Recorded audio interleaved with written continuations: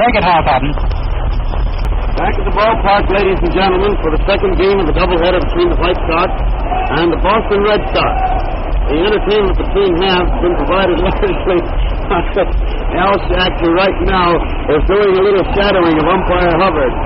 First, as Cal walked up to the plate, Cal would walk along behind him and make every gesture he did. Now Hubbard started to dust the plate, so Al, as he dust them off, Al would kick some more dirt over it. Now Al is getting down there and takes the whisk broom and dusts it all up, and then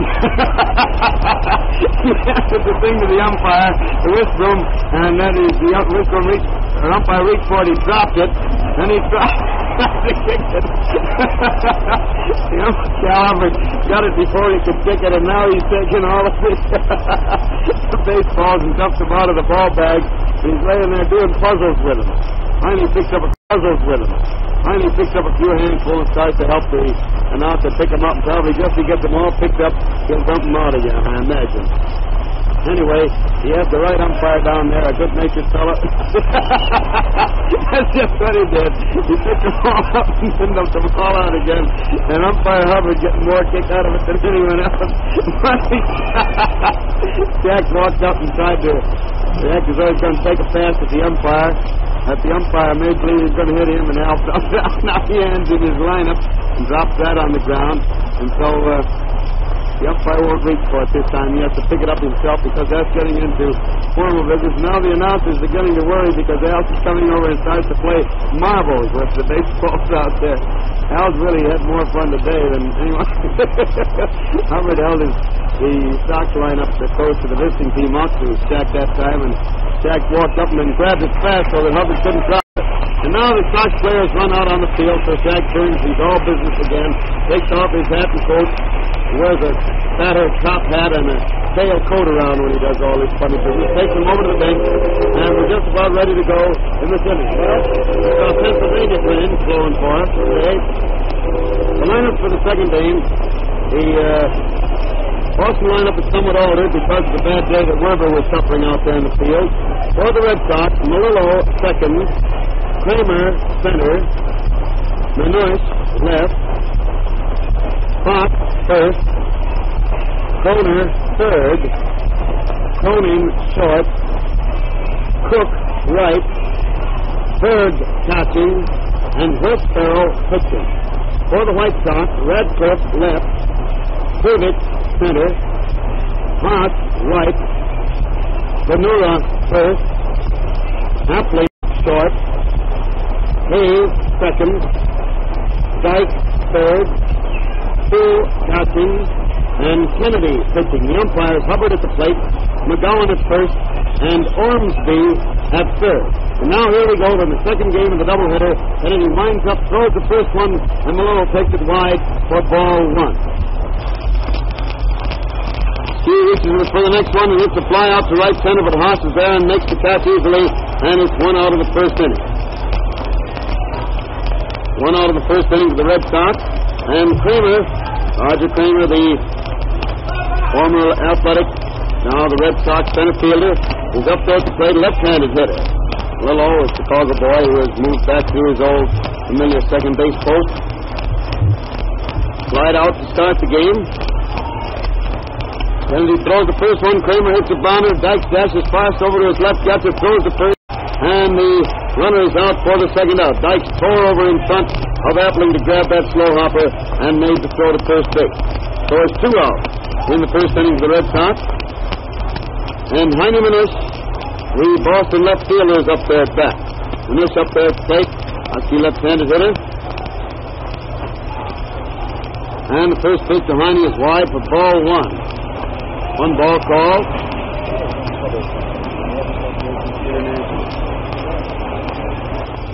Kennedy winding up again, throws, and the hitter swings, hit a high fly, going foul down back at first base. Bonura is following over there towards the stands and makes the catch. He reached out and made a catch with a gloved hand. Just reached out as though he thought he was going to just about at the bench, and Maya was going to have to do it to keep him colliding, and he looked very dainty as he grabbed that ball, and then as he turned around, he had to hurdle because Manush was mad and threw the bat towards the bench and almost hit Bonura in the feet. So it's 3 out, no runs, no hits in the first inning for the Red Sox. What if you could own a part of history?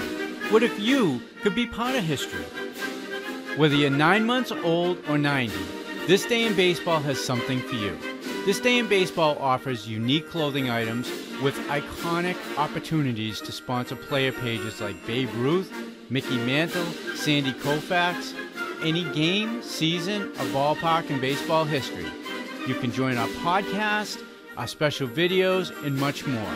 This Day in Baseball allows you to be a proud sponsor of history of your favorite players, places, teams, and events, which allows us to fulfill the mission to bring baseball history back to life in many various forms. We provide you the chance to be part of history, and we recreate it. Want to see how? Go to ThisDayInBaseball.com and click on the Patreon link in the menu bar. If you're familiar with Patreon, go to patreon.com/ThisDayInBaseball and you can become part of baseball history today.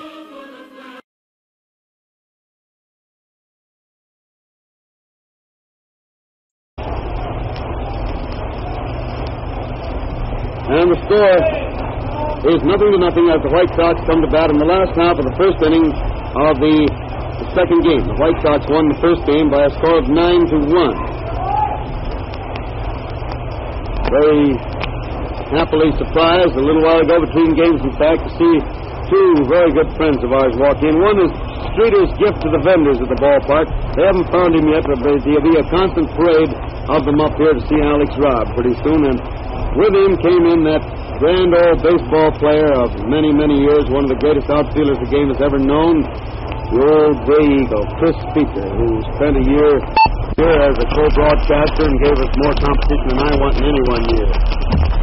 The first pitch is a strike on Radcliff, the first White Sox hitter.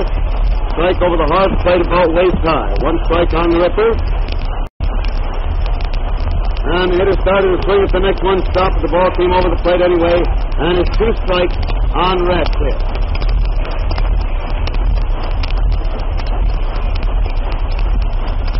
2 strikes to count. Goes once more, and the Ripper swings at a high fly to short center field. Center fielder coming in, shortstop going out, and Melillo dashes over to make a fine running pass to that ball in short center field for the first out. So Radcliffe just can't do anything to get a base hit this afternoon, although the Ripper hasn't been meeting the ball very well today. They've had him slowed up on his swing, hasn't been hitting the ball very hard. I told you the vendors would spot our friend Alex pretty soon.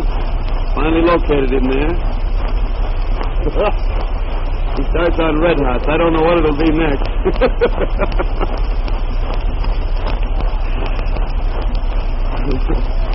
Pitcher throws now, and Kreevich hits a line pass to center field, and Cramer comes in to make a great diving catch of the ball. Looked for a second, so he was going to stop it, and I think Jimmy Dykes thinks he did. Cramer took a dive for the ball, and Jimmy thinks that the ball hit the grass first. He goes out and questions first umpire Ormsby, and now he goes out to ask Bill McGowan about it. Billy Webb, the coach, also running over. It was a great play whether he caught it or trapped it, but Cramer came sailing in fast and made a diving catch, getting along on his shoulder. The ball stuck in his glove. Now whether it hit the grass first and then hopped into the glove or landed in the glove direct is hard to tell from this distance. Jimmy Dykes thought he trapped it, but both umpires, McGowan and Ormsby, thought that he had made the catch and so ruled.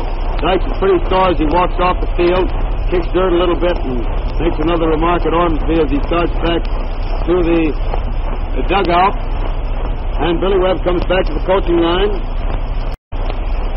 Naturally, on those plays, it's a hard decision to make always.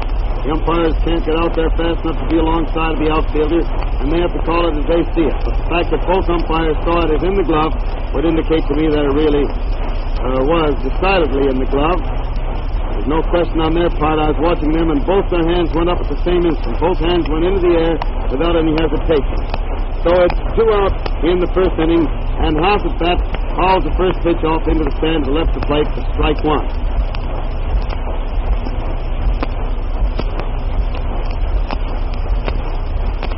And the hitter starts for the next one. Haas drives it out in the deep short. Cronin makes a great play to get the ball there. And Trey makes a long try for first base. The throw is wide, and Haas was in there anyway. Cronin took the only chance he could to make any kind of a play there by making a long throw from deep short very hastily, and the throw was wide, but he wouldn't have gotten the runner anyway. The base hit for Haas, and it puts him on first base. It's 2 out in the first inning for the White Sox, and Bonura, the White Sox first baseman, is at bat.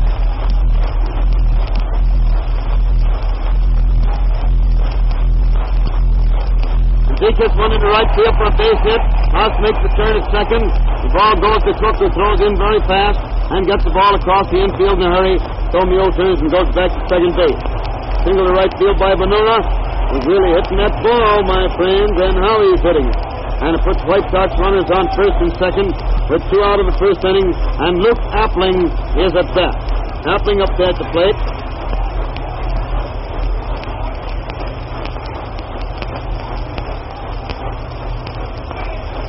Luke takes the first one for a strike over the inside corner. He turns around more or less in surprise when he hears the call to strike. It looks pretty good. To the inside corner, a little above the knees.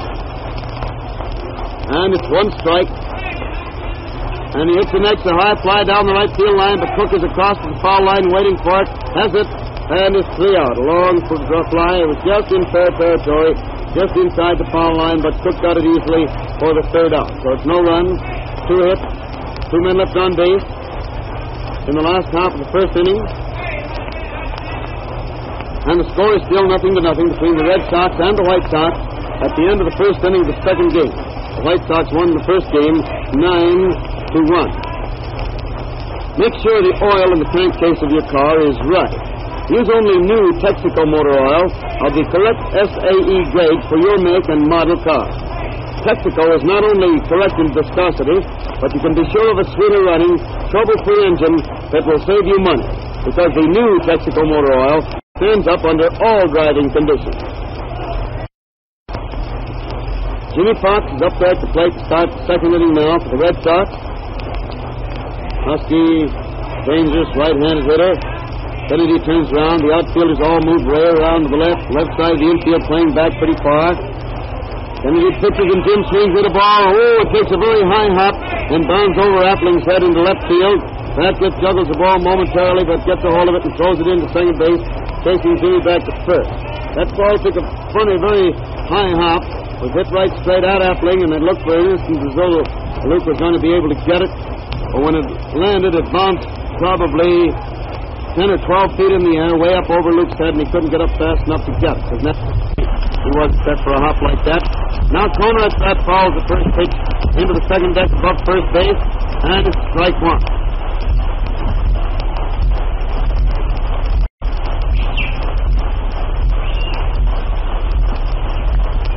There's a ball wide and low, and Kennedy threw that so hard that he fell on all fours after letting go of the ball, and Stool and Dykes walked in to talk to him, see if he's all right or hurt himself, give him a chance to pull himself together and get settled down.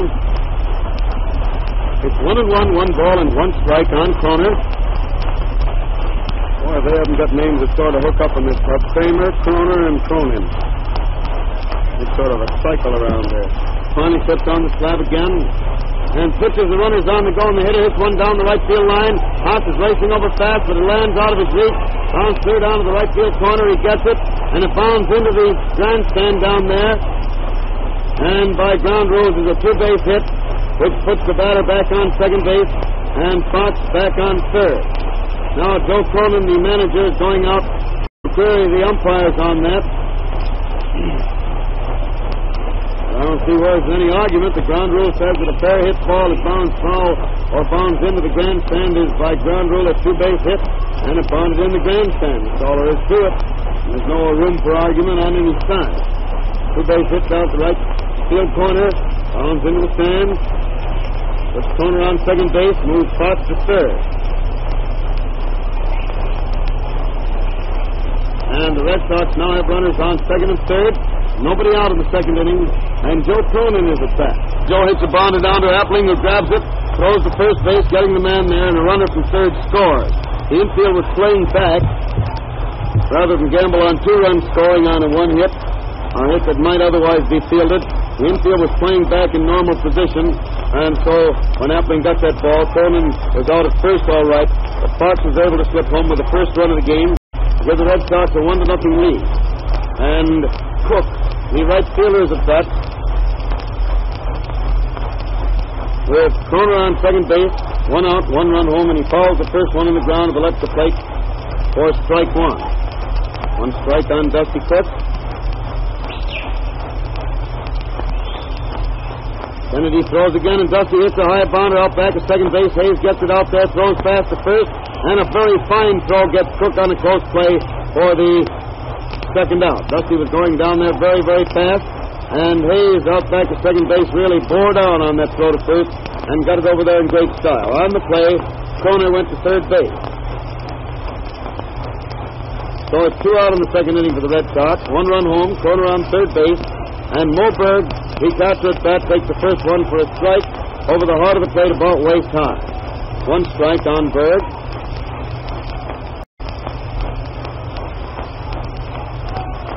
He throws again, and Mo fouls this one into the stand, the right of the plate, and it's strike 2. So it's 2 strikes on Berg. 2 strikes to count. Mo, right-hander hitter, steps right back up the plate again. Kennedy winds up, throws, and Mo swings and misses on a curveball, striking out for the 3rd out in the second inning. But in that inning, the Red Sox scored 1 run to go into the lead 1-0. 1 run, 2 hits, 1 man left on base. In the first half of the second inning, the Red Sox are leading the second game by a score of 1-0. As the White Sox come to bat in the last half of the second, with Jackie Hayes, the first man up there. Oh, here's the gang. Says, we took your advice and came to see a game. Good luck to you and the Sox. The Janesville, Wisconsin Post Office game. How you like that? That's what I like. I'll have to show that downstairs so we know that some people are taking our advice and coming out here. Uh-huh. Did you too? Fine. Here's Hayes at bat to start the last half of the second inning with the Red Sox leading 1-0. In the second game, White Sox won the first game 9-1. And West starts that loose jointed windup of his, and the hitter hits a long wallop way out to deep left center. The left fielder is racing back and makes a nice running catch. And so Hayes is out on a long fly to Manush in deep left center. And it's 1 out of the second inning for the White Sox. With Jimmy Dykes, the White Sox third baseman and manager, now at bat.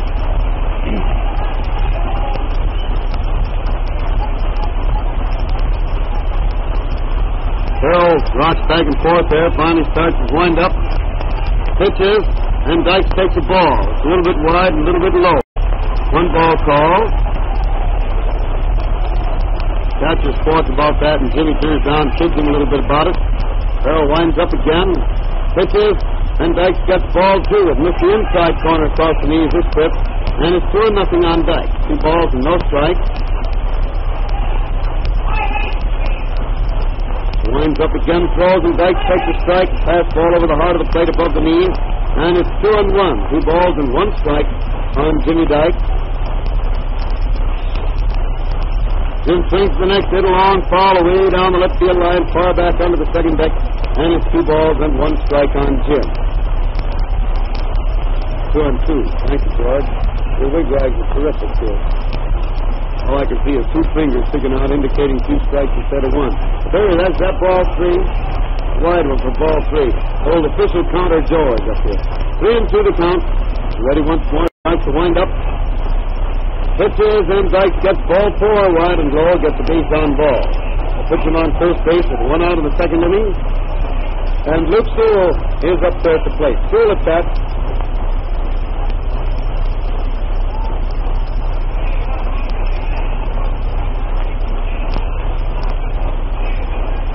Luke right there, the pitcher gets his time. So with the runner first pitches, and Luke swings it a high fly out into right center. Right fielder's over there calling for the ball. Center fielder there too, but Cook makes the catch, and it's 2 out in the second inning. Long high fly to right center, which Cook gets easily, and it's 2 out in the second inning for the White Sox. But Vern Kennedy, White Sox pitcher, now coming up to the plate.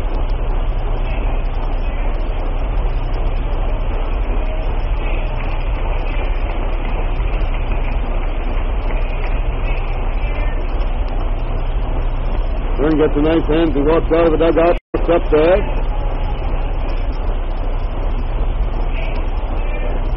And finally arrives at the plate. He throws and hits the first pitch for a high fly into left field. The left fielder is over there calling for it and makes the catch for the third out. So it's no runs, no hits, one man left on base in the second inning for the Sox. Don't forget, we'll remind you again, you people who like to keep score and have a story to tell, be able to replay a game from your own scorecard at the end of the game, or tonight, or next week, or next year, or years from now. When you stop in your Texaco station and would like to get a book, just ask for a request card. It's already addressed to me. You put a 1-cent stamp on it. Be sure on the other side to fill in your name and address and mail it, and you'll get your scorebook. Here's Farrell is about to start the third inning, and he takes the first one wide for ball one. West is a pitcher, but one of the very good hitters in the league. That's right-handed as he pitches. And he swings again to hit a high bounder. Appling goes way back over second base, but can't reach the ball, and it peeks through into center field for a base hit. Right out over second base, it's bounded over the pitcher's head. And it's a single to center field by Farrell, who over in the third inning. It's West on first base with nobody out. And Melillo is at bat. Farrell calls for time, and cannot. Turns, goes over to the bench and gets West's black rubber coat that he wears out there, sort of a windbreaker, lightweight, but breaks the wind. While the wind isn't cold today, there's plenty of it, and it might tighten him up a little bit, and he's had enough trouble with stiff arms. And now, on the next pitch, Melillo hits the first ball pitch toward right field. Hayes goes way back into his left to get the ball, pivots and throws to second base, where Appling takes his throw and forces Farrell for the first out in the first inning, leaving Melillo on first base with one out of the third inning, and Cramer is at bat. Roger Cramer, the center fielder, up there.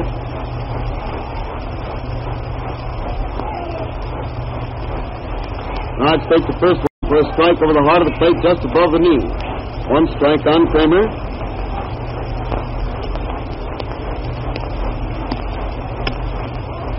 The throws in the hitter. It's a line drive out to left center for a base hit. Radcliff's over there fast, steals the ball in a hurry, goes to second base, and Melillo on the go from the start, races around to third base on the hit. He was left center by Cramer, moving Melillo to third base. Radcliffe got the ball and threw to second, threw behind the runner. However, I doubt very much whether he could have caught him at third, so he was making sure the other runner didn't try to go to second. The Red Sox have runners on first and third with one out in the third inning.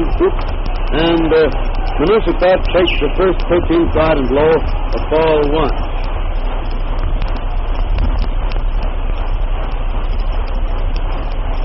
He turns and throws past the first. The runner leaps back to safety. The ball goes back out to the pitcher. Now Kennedy pitches, then Heine swings, hit a high fly right out over Appling's head. Luke is calling for the ball, makes the catch, and it's 2 out in the third inning. With another dangerous hitter, Jimmy Foxx at that.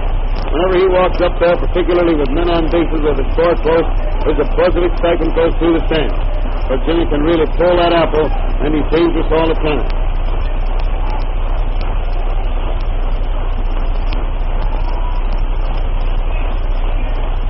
Throws and the hitter takes a wide one across the waist for ball one. One ball called on Foxx.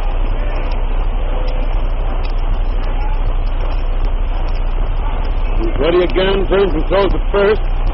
Cramer off the bag had leaped into the air as though he might start for second, merely wagging his arms around to attract attention. Turns pitches on, it's a third ball very wide and low.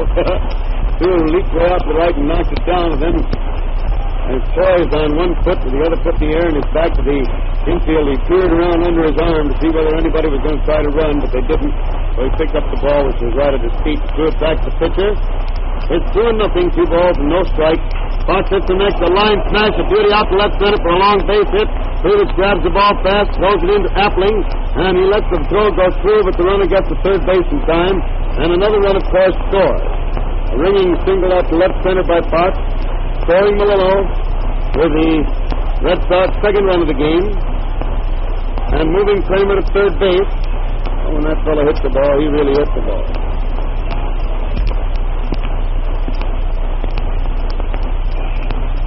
Now the man up there, Kroner, fouls the first one back to the screen back of the plate for strike one. One strike on Kroner.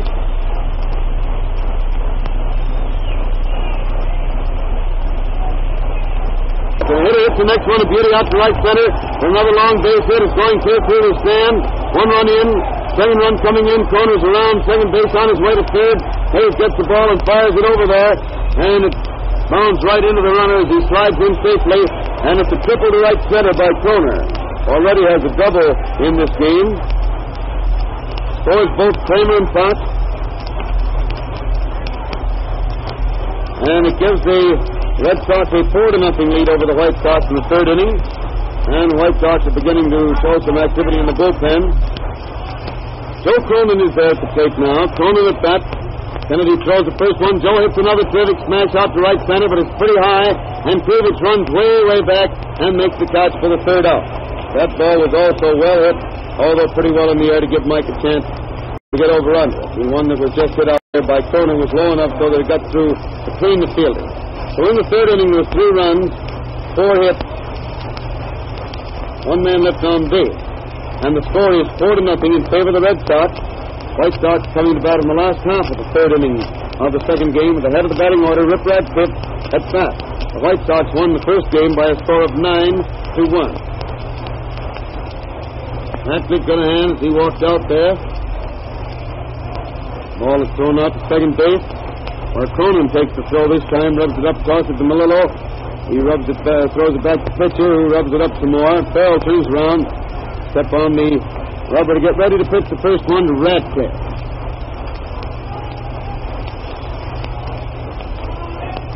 West starts to wind up, throws, and Rip swings it a long drive away out to deep right field. Right fielder's racing over the ball and makes the catch just in foul territory, way down at the end of the right field line. So it's 1 out in the third inning for the White Sox. Farrell had men on base every inning, but so far has not been hit enough to worry about. Let's take a look around at the boys and gets ready. Starts to wind up the pitch to Kreevich. Throws. Mike bunts the ball down toward third base. Farrell goes over, grabs the ball, juggles it a moment, and Kreevich gets the first base on it, and I believe it was always a base hit. Farrell got over and fielded that ball while way out of position, and then juggled it momentarily. And when he finally did get a hold of it, he made a good throw to first, but not until Kreevich was there. Of course, the crowd likes the kid.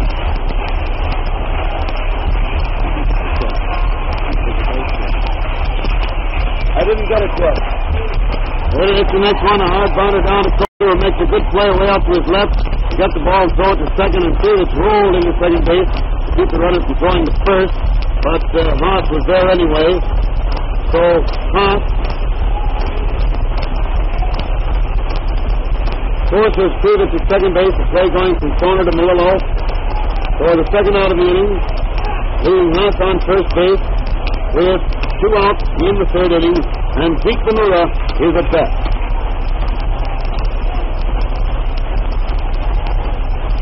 Throws and Zeke swings to hit a foul down the right field line, back into the seat, well down beyond first base, and it's 1 strike on Bonura. 1 strike to count.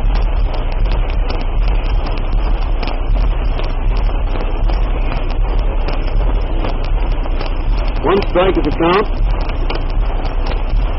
And the pitcher throws the next one. Zeke takes the high one inside for a ball, and the count is 1 ball and 1 strike on Bonura. 1-1. Both 1-1 the count, and it's wide for ball 2 now. The count is 2-1.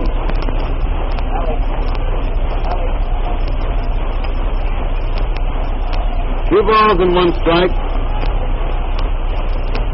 It throws once more, and it's lined inside for ball 3.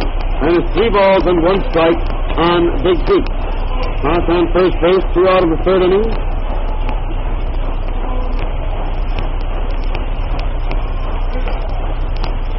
Throws again, and it's ball 4 high and inside. Farrell comes in yelling at the umpire about that one, but that pitch was way up inside. Of course, West is rather a temperamental person, by reputation, and some people that know him say he really is. But I think that West carries some of that temperament on just long enough to keep the story alive because, well, he likes to go along that way and do a lot of ribbing and kidding. And naturally, because of it, the fans like to put the rib on him pretty much. And now the Sox have runners on first and second with 2 out of the third inning, and Luke Appling at bat. He throws, and Luke takes it inside across the waist for ball 1. 1 ball called.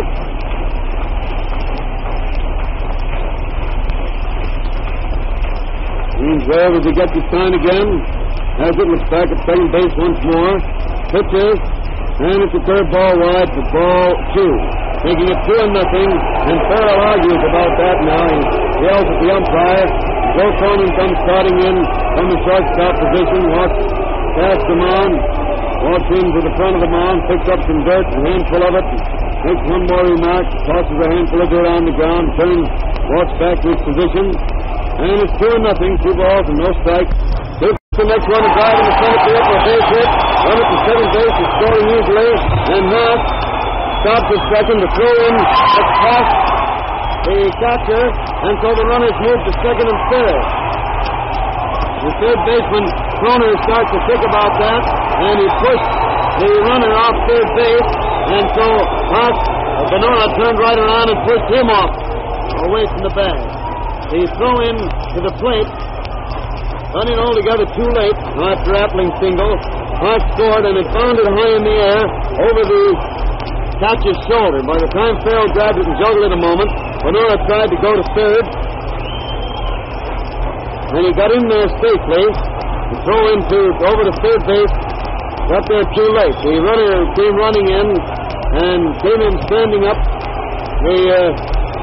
Kroner made a lunge at him, yelling about the decision, and pushed Bonura off the bag's shoulder, so Bonura just reached over and gave him a shove, knocked him clear into the infield. Sort of playful business, but at the same time, he's not entitled to block him off that way. And after a squawk to the umpires, while everybody's back,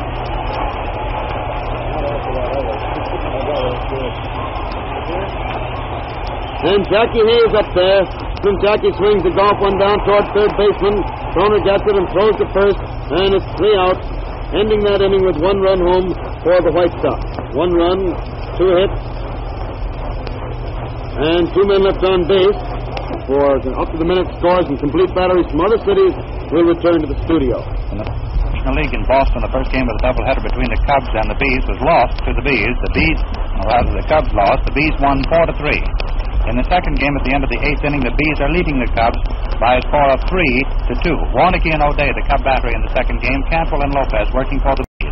The first game of the doubleheader in Philadelphia was taken by the St. Louis Cardinals from the Phillies, 13-2. In the second game, the Cards are leading the Phillies at the end of the third inning by a score of 8-2. Earnshaw and Davis working for the Cards in the second game. The Phillies using Bowman and Atwood to start with Bench pitching in the third. In Brooklyn, the first game of the doubleheader between the Cincinnati Reds and the Dodgers was taken by the Reds 4-3. In the second game, at the end of the third inning, the Dodgers lead the Reds 1-0. Hallahan and Campbell, the Red battery, the Dodgers using Frank House and Phelps. In the single game in New York between the Giants and the Pittsburgh Pirates was taken by the Giants 3-2. Swift and Padden, the Pirate battery, the Giants using Hubbard and Mancuso all the way. In the American League, the first game of the doubleheader in St. Louis between the Browns and the Philadelphia Athletics was taken by the Browns 6-1. In the second game, Kelly is the warm-up pitcher for the Athletics, the Browns warming up Caldwell. In Cleveland, the Indians are leading the New York Yankees at the end of the 6th inning, 2-0. Pearson and Dickey working for the Yanks. The Indians starting Hildebrand and Pitlack, and Sullivan taking over the catching duties when Pitlack was hit in the head by a pitched ball from Pearson. That was in the 5th inning. In Detroit, the Tigers and the Washington Senators are tied at the end of the first half of the 7th inning, 2-2. Appleton and Millie's the Senator battery, the Tigers using Wade and Hayward. And now back to Comiskey Park and Hal Tatson. Take it, Hal. Back at the ballpark for the 4th inning, ladies and gentlemen. Dusty Cook, the first man to start for the Red Sox, at the count of 2-2. Dusty turned around and said something to the umpire there. I don't know just what, but the umpire seemed to get a little bit impatient because he said something again and made a gesture with his shoulders as though to say, now you've talked enough, let's turn around and get down to business. I don't know what Dusty was talking about because he just fouled one. The next pitch is high and wide for ball 3. And he swings again to miss A fastball inside and strikeout for the first out of the fourth inning. Finally got the definite ruling on that play in the last half of the third, and Cramer is charged with an error on the throw to the plate, which was very wide and finally bounced past Berg to Castro. One out of the fourth inning. Berg now at bat, and he takes the first pitch inside for ball one. One ball called. Red Sox leading the White Sox 4-1. First half of the fourth inning, the second game. Kennedy throws again. The hitter hits a bounder. Dykes goes over, tries to get the ball. All he does is deflect it out past Appling into left field. And Radcliff comes in to get it. I imagine it'll go as a scratch hit. Incidentally, Haas' leg was bothering him so much after that circuit of the bases that he was taken out of there. Kreevich has been moved to right field, and Rosenthal is playing center field for the White Sox. Now Wes Farrell is at bat. And the first pitch is a strike over the inside corner, just about knee high. One strike on Farrell.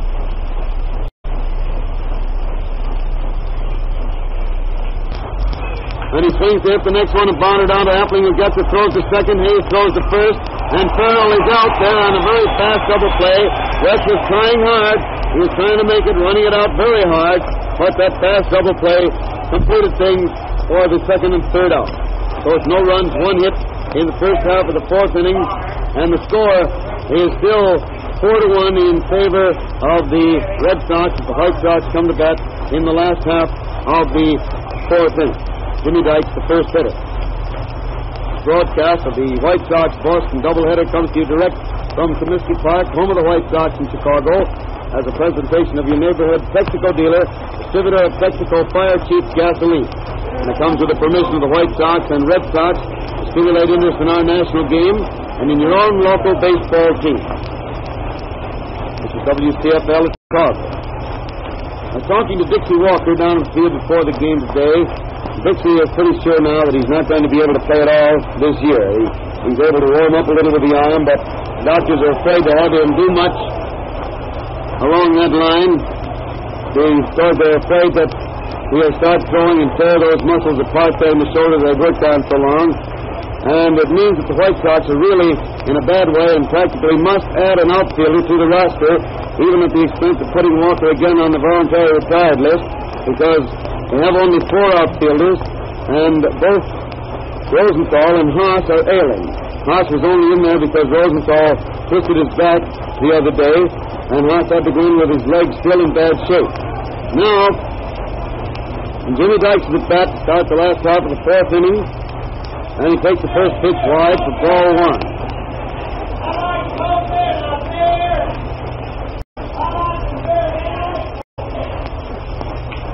It is swings to the next hit, a high fly down the right field line, but Cook races over to the foul line and still on the dead run, makes the catch for the first out in the fourth inning. One out of the fourth inning for the White Sox, and Luke Sewell is at bat.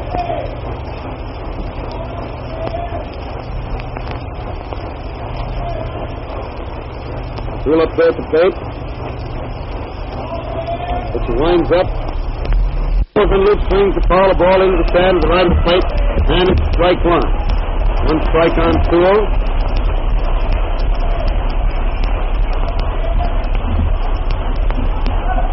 Farrell again winding up pitches, and Luke gets strike two, a fastball over the outside corner about knee high, so the count is 2 strikes on Sewell. 2 strikes to the count. Throws again, and Luke swings in another high fly down the right field line. Cook ranging way over to the line and down near the corner, makes it for the second out. Guess he's having himself an afternoon out there in this game, isn't he? He's got 1, 2, 3, 4, about 4 men so far. Now Vern Kennedy, who bats left-handed, although a right-handed pitcher, walks around behind the umpire and catcher, takes the face to plate. He winds up, throws, and Kennedy takes a high one wide for ball one. 1 ball called.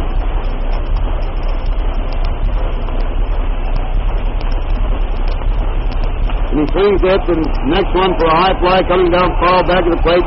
Berg is under it. He has it, and it's 3 out in the fourth inning. No runs, no hits for the White Sox. And the score is still 4-1 in favor of the Red Sox. Gonna run away, Spoke? What's the matter? Can't the fellow get enough vendors up here to keep him eating this afternoon? Oh, I see. So long, kid. Good to see you.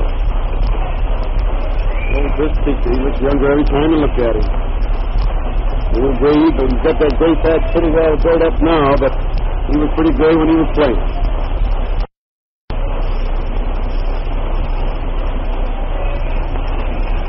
Here's Oscar Melillo, little Oscar down ski, little Con Melillo up there. And the gun starts to wind up, throws, and the hitter hits the line drive into left field. Radcliff coming in fast. The ball lands in front of him and then bounds back.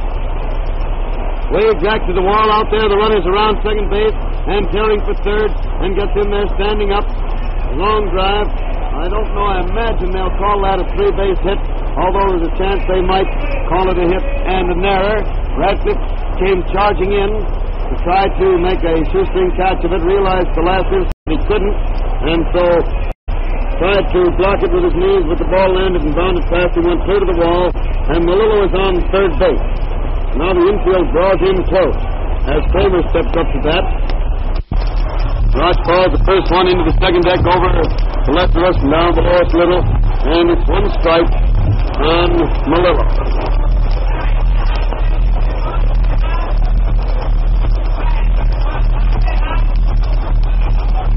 And the next one is a ball, so the count is 1-1.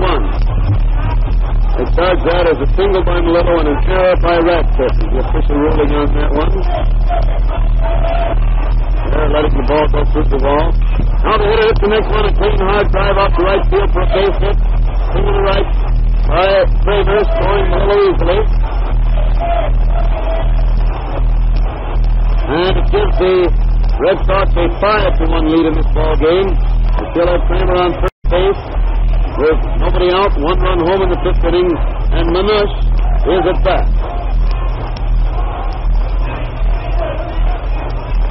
Manush up there, and it's a ball over the plate but too low. One ball called.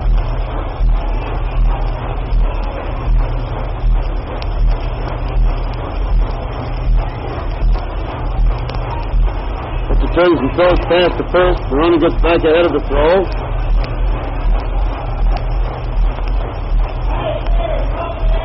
Now the hitter hits another bounder out through the right field for another base hit.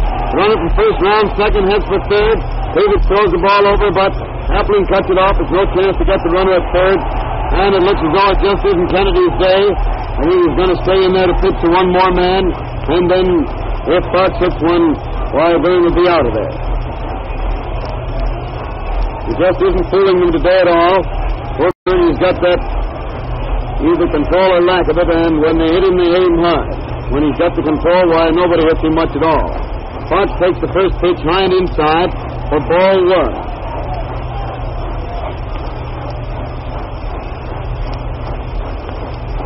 Sewell walks out, hands the ball to Kennedy, talks to him for a moment. Byrne takes it, walks back out onto the mound, then onto the slab.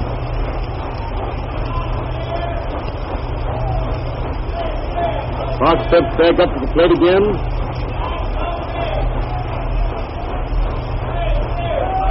And he's ready, pitches, and Foxx starts to swing, stops three-quarters of the way through and flips the bat back over his shoulder, but it's a strike anyway down over the heart of the plate, a little above the knees, making it 1-1.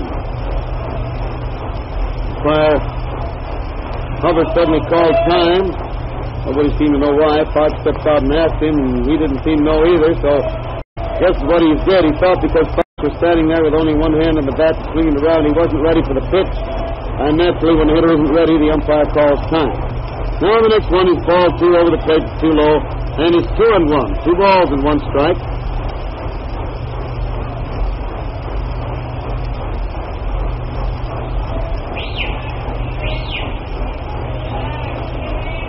He throws again, and the hitter starts to swing, stops. The ball gets out of Sewell's glove, and the runner from first easily reaches second base. And I believe that would be a pass ball. Ball was a little bit wide, but it would seem to be in Sewell's glove, and then he didn't get a good grip on it, rolled out to the right, let the runner from first get to second. Now they decide to finish it up by walking him on purpose, and so they throw him ball 4. Give him an intentional pass after he'd already had a 3-1 count, because the pass ball would let another man get the second. Now the Red Sox have the bases full in the 5th inning with nobody out. 1 run already home. They're leading the White Sox by a score of 5-1, and Kroner, who already has a double and a triple to his credit today, hits the first ball right back through the pitcher's box in the center field for a base hit. 1 run is in, second one coming in. Foxx reaches third base. And so the Red Sox are now well out in front, and Jimmy Dykes waves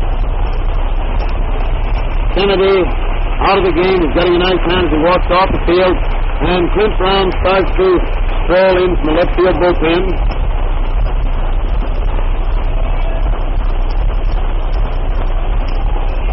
Three-runs home this inning for the Red Sox. Nobody out, and runners still on first and third as Clint Brown relieves Kennedy.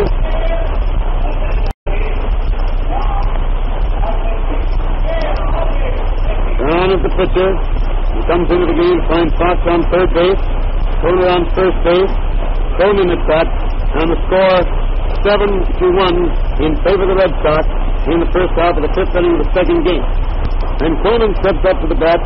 Cronin at bat for the Red Sox in the 5th inning with nobody out yet. 3 runs already home, runners on first and third, and the Red Sox now leading the White Sox by a score of 7-1.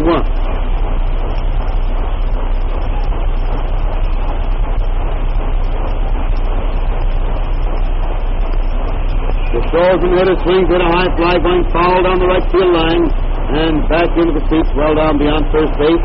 It's 1 strike on Kroner. 1 strike to count. And the runners finally pitches again, and Kroner hits the beauty out to right for another long base hit. It's got between the outfielders, bounced through the scoreboard. 1 run is in, the second run in. Cronin throwing for third base. Hayes gets the ball, throws it over there, and the ball bounds away from Dykes. The runner sliding in safely, and Dykes starts over to grab it to keep the run if you're trying to score. It's a triple to right center by Cronin, scoring 2 more runs for the Red Sox in the 5th inning.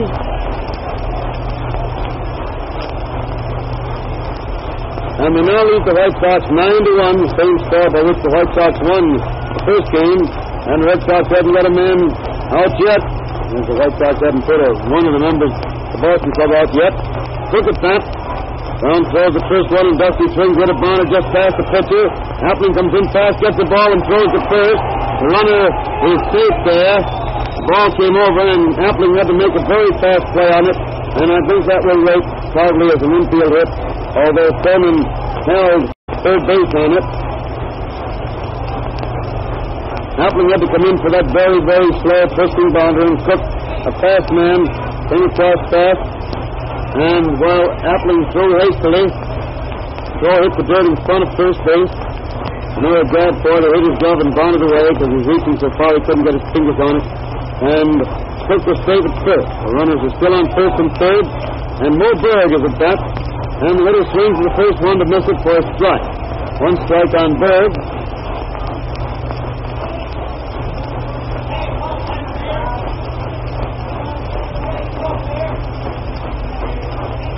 Brown has the sign again. Pitches. Mo swings a pop fly to right field. Not a pop fly. Great guns. That's a way out there. Way it started up, I thought it was going to be sort of short, and naturally Kreevich throws to second base after making the catch. Hold the other runner at first as Cronin scores the very first out in the 5th inning. 6 runs are already home. Now the Red Sox are leading 10-1, and Westphal, the pitcher, is at bat.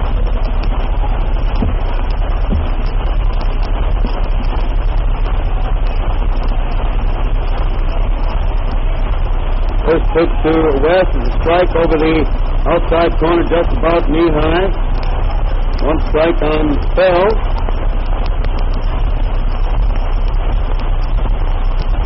Throws again, and West waits a slow ball and lines it out to Appling, who gets it fast, and then throws the ball clear back to the stand in an effort to double the runner, but he gets back to first base safely and can't go farther because the ball bounced clear out to Bonura. Foxx had raced off the bag, but as Appling caught that line drive, plus he turned and dashed back to the Appling made a very hasty throw, and throw went clear past Bonura, but hit the front of the stand and bounded back to him, so the Cook couldn't advance, and therefore there'll be no error called on the play.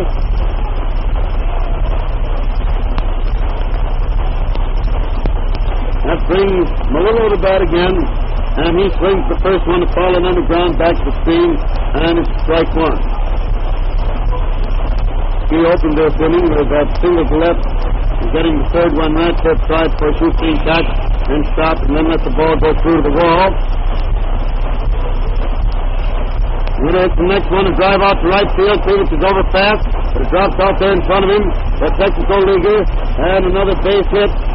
His second one of the inning. Cook easily reaching third base on it.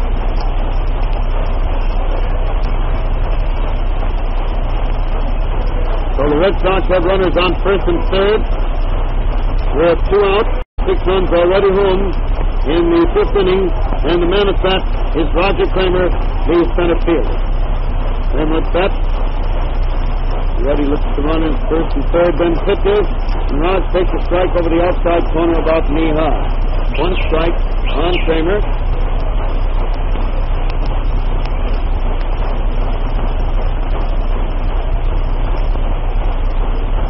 Watching the runners, it pitches again, and it's a high one wide for ball 1. So it's 1 ball and 1 strike on Cramer. 1-1.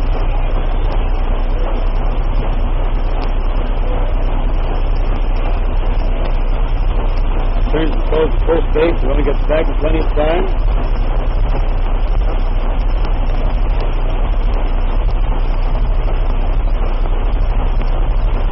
And now the pitcher throws, and Rod swings it a high fly to short left field. Radcliff's coming in very, very fast and makes the catch on the run nicely for the 3rd out, and the side is retired. Some of the fans break out in a rather peculiar brand of noise, which isn't exactly complimentary applause.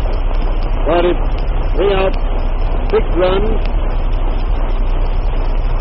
7 hits, 1 error, and 2 men left on base. In the first half of the 5th inning, and at the end of the first half of the 5th inning of the 2nd game, the Red Sox are leading the White Sox by a score of 10-1. The White Sox won the first game 9-1. Broadcast the White Sox-Boston doubleheader comes to you direct from Comiskey Park, home of the White Sox in Chicago, as a presentation of your neighborhood Texaco dealer, distributor of Texaco Fire Chief Gasoline. The broadcast comes with the permission of the White Sox and the Red Sox to stimulate interest in our national game and in your own local baseball team. The WCFL at Chicago. Radcliff is already up there at the tape. Start the last half of the 5th inning. Paul has finished his warm-up.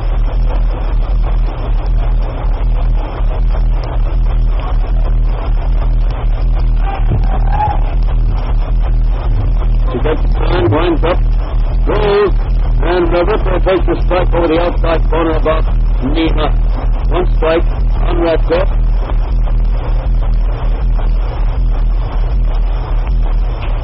He swings the next at a high fly to left field. Cook is waiting under it.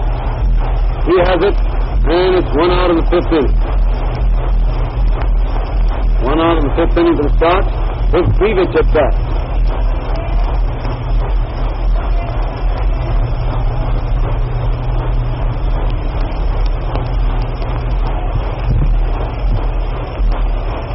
Mike Kreevich up there.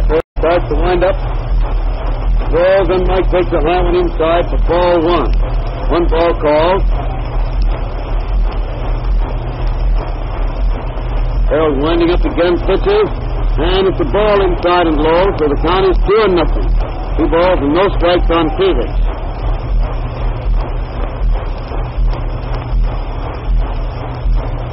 And there's a wide 1-foot ball, 3 wide across the knees, and it's 3-0.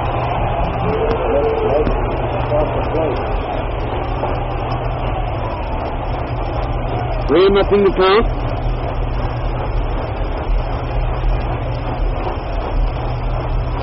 And there's ball 4 wide across the waist, and Kreevich gets the base on ball. It's Mike on first base. It's 1 out in the 5th inning. And Rosenthal is at bat. Lowry is back in there, although not feeling very well. He's back in there because of the injury or aggravation of the injury to Haas' leg. And Lowry's there, left-handed hitter. Well, all the vendors should gather around. Alex is back. This pitch is wide across the waist for ball one. One ball on Rosenthal. Throws again, and Larry takes the high one wide for ball two. And it's 2-0, 2 balls and no strikes on Larry. That makes 6 consecutive bad balls thrown by the pitcher.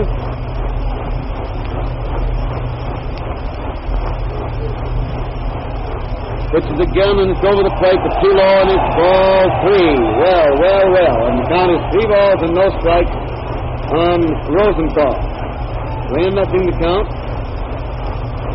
There's ball 4 wide. Rosenthal gets the base on ball. Moves Kreevich to second base. And the White Sox have runners on first and second with 1 out in the 5th inning. And Bonura is at bat. Bonura up there at the plate.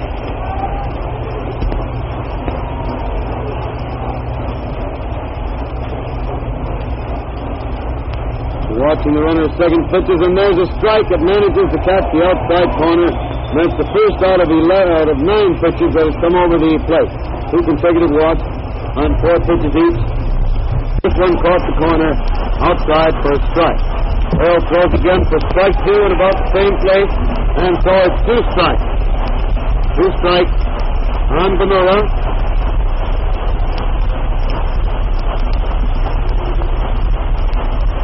He gets the next one, a hard bounder. Cronin grabs for it. Fumbles it and manages to grab it again. He's going to throw to second, but too late. And all the runners are safe. Ball was hard hit. Cronin fumbled it and he came limping in after grabbing it again. That's as though he should have had a man there. The ball was pretty well hit, but right straight at him. And I would say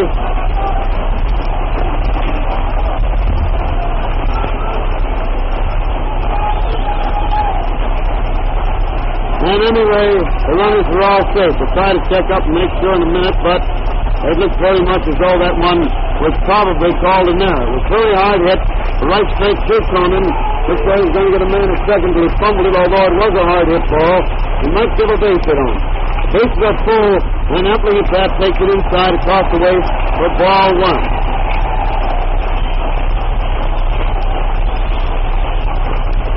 We'll give him the benefit of the doubt, and we'll call it a hit ourselves.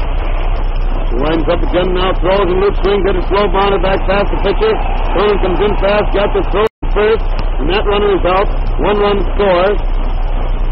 Cronin seems to be favoring his right leg a little, as though he hurt it on that play on the ball that Bonura hit. When he came over, he didn't attempt to pivot and throw to second at all. He got the 1 run score and threw to first to make sure of that man. And you make the score now 10-2. Of course, about like that, they can afford to fool around and gamble on 1 run scoring, even on 2 or 3 if necessary. Play it safe all the way around. Make it 2 out in the 5th. Jackie Hayes at that takes the pitch wide and blow up for ball 1.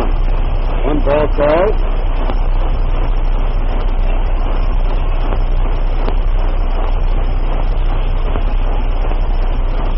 And there's a strike over the outside corner across the knees, so the count is 1-1. 1 ball and 1 strike on Hayes. White Sox is on second and third. It's 2 out of the 5th. Jackie gets the next one and gets past him and goes straight back to Sam. 1 run is home. Bonura makes the turn. Then goes back to third when the ball is recovered quickly by Berg. And he crosses out and hands it to Farrell. It's a wild pitch by Farrell, which lets Rosenthal score and moves Bonura to third base, making the score 10-3 in favor of the Red Sox. Second game of the doubleheader.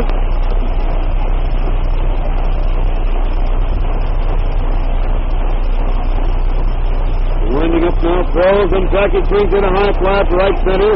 Center fielder Cramer dashing back very fast and makes the catch way out there for the third out. He's just in. Third inning with 2 runs, 1 hit, 1 man left on base. White Sox score at the end of the fifth inning of the second game. The Red Sox are leading the White Sox by a score of 10-3. The White Sox won the first game by a score of 9-1. And now again, for just a moment, we return to the studio. It's lots of fun to be able to have written records of these games, play-by-play, inning-by-inning, and it's lots of fun, too, to be able to compare one game with another. And the best part of it is that now you can make your own play-by-play record the same way that Hal Totten does, by using his own system, which Texaco gives you in the 1936 Texaco Baseball Scorebook. In it are complete instructions for keeping play-by-play records and plenty of blank score sheets. Other pages are devoted to photographs of the players, their nicknames, ages, averages, schedules of all major league games, interesting highlights of both teams. All are there for you. As you listen to these baseball broadcasts, Hal Totten will explain how to score unusual plays as they develop. Here's how you can get your copy of the 1936 Texaco Baseball Scorebook. Just stop at any Texaco service station and ask for a request card. Write your name and address on the card, stamp it and drop it in the mail. Children should be accompanied by an adult when requesting a card. Remember, the 1936 Texaco Baseball Scorebook is free. Send in your request card today. And now back to Comiskey Park for the continuation of the baseball game, brought to you by permission of the Chicago White Sox and the Boston Red Sox to stimulate interest in our national game and in your local team. Take it, Hal.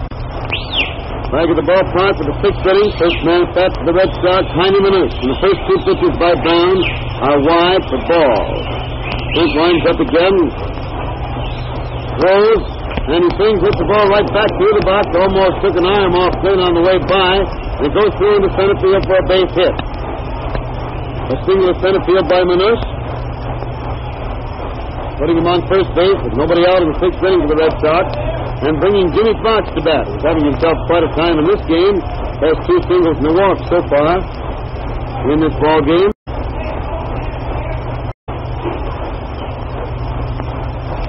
Throws, and it's a high one inside for ball one. One ball called on Foxx.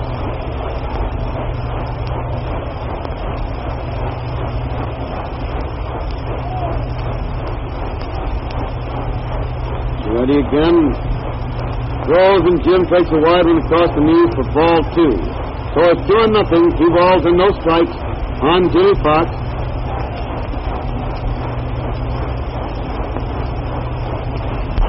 Throws again and Foxx swings it upon the right back of Hayes. He gets it, fumbles it, manages to pick it up in time to flip it backhanded to Ampling to force Manush at second base for the first out of the sixth inning. Leaves Foxx on first base with one out of the sixth inning, and Kroner at bat. He already has a single, a double, and a triple. If he gets a home run, he'll have that very elusive striker. Kroner at bat takes the first inside for ball one. Ready again, pitches to the runner on the go. Hitter hits the next one right back through the box. Hayes grabs it, sees that he can't get the runner at second, so throws the first, getting Kroner, and that's the first time they've got him out in this game. It's a 2-out in the sixth inning for the Red Sox. And Foxx is now on second base, with Joe Cronin, the manager and shortstop, at bat. Throws the first one, and Cronin takes it for a ball. It's over the plate, but too low. One ball called.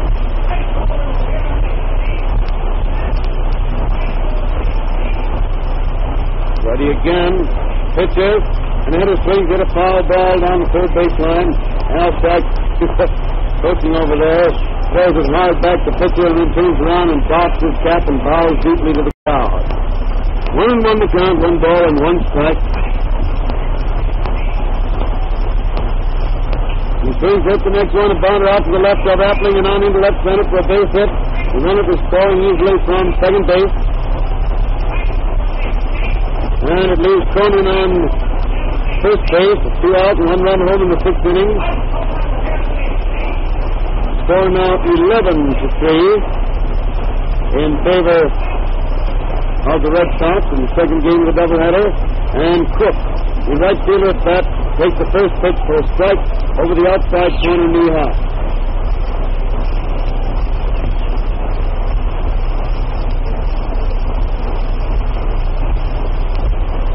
He leans back to take the next one inside for ball one, and the count is 1 ball and 1 strike on Cook.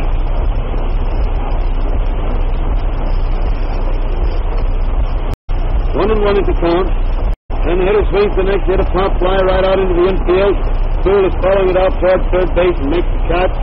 Couldn't tell for sure whether it was just fair or just foul, but it doesn't matter very much. And it's 3 outs, 1 run, 2 hits, 1 man left on base. The first out of the 6th inning. And the score is 11-3 in favor of the Red Sox. White Sox coming to bat in the last half of the 6th.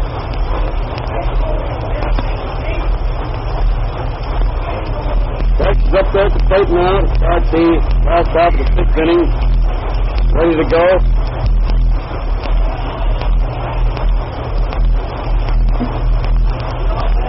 And the pitcher starts to wind up throws, and it's a strike over the heart of the plate about way far. 1 strike on Blake.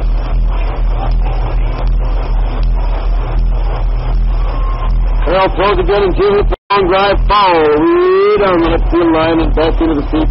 And it's 2 strikes on Jim. 2 strikes to count.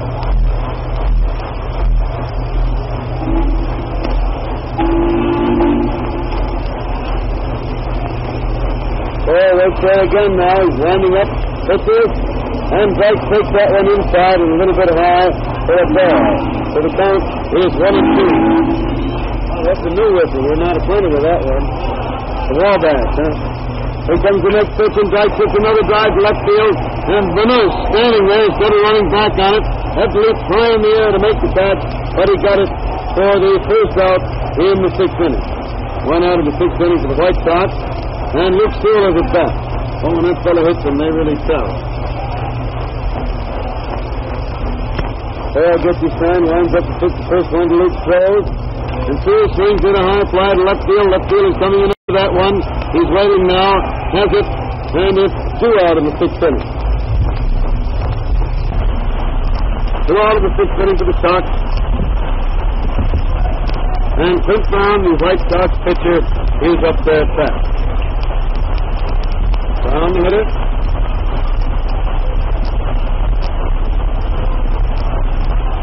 Boy, getting his fan, sees that everybody's set, put in.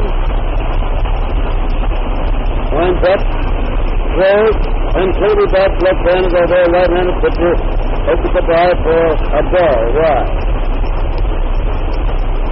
Now throws once more. Brown hits the bounder down to the third baseman. Kroner gets it, throws the first, and the runner is out for the 3rd out, ending the 6th inning with no runs, no hits for the White Sox. And at the end of the 6th inning, the score of the 2nd game stands Boston Red Sox 11, Chicago White Sox 3. The White Sox, however, won this game by a score of 9-1. And now once again, for up-to-the-minute scores and complete batteries from other cities and all the games, we return to the studio. The National League in Boston, the Chicago Cubs lost both games of the doubleheader to the Bees. By the first game, they lost by a score of 4-3, and the second game, the Cubs lost the game by 3-2. Warnicki and O'Day, the Cub battery in the second game. Campbell and Lopez worked for the Bees in the second game. In the first game of the doubleheader in Philadelphia, the Cardinals won from the Phillies by a score of 13-4. In the second game at the end of the 7th inning, the Cards lead by a score of 11-2. Earnshaw and Davis, the Cardinal battery. Bowman and Atwood starting for the Phillies with Benge in the 3rd and Johnson in the 6th. The first game of the doubleheader in Brooklyn between the Dodgers and the Cincinnati Reds was taken by the Reds 4-3. In the second game, at the end of the first half of the 6th inning, the Dodgers lead the Reds 1-0. Hallahan and Campbell opened for the Reds with Lombardi catching in the 6th. Frank House and Phelps opened for the Dodgers with Berries catching in the 7th. In New York, the Giants won their game from the Pittsburgh Pirates 3-2. Swift and Padden worked for the Pirates all the way. Hubble and Mancuso for the Giants. In the American League, the first game of the doubleheader in St. Louis between the Browns and the Athletics was taken by the Browns 6-1. In the second game, the Athletics lead the Browns at the end of the 3rd inning 2-1. Kelly and Hayes, the Athletic battery in the second game, the Browns using Caldwell and Giuliani. In Cleveland, the New York Yankees lead the Indians at the end of the first half of the 9th inning 4-3. Pearson and Dickey working for the Yanks, Hildebrand and Pitlack opening for the Indians, Sullivan catching in the 5th, Lee pitching in the 8th, and Gale House in the 9th.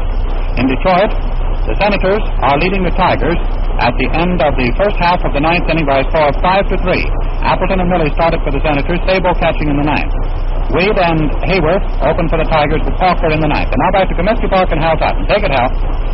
Down to the ballpark for the 7th inning. First man At bat for the Red Sox, Moberg grounded out to Bonura unassisted. Now West Farrell takes the first pitch line wide. It's ball one. One ball called.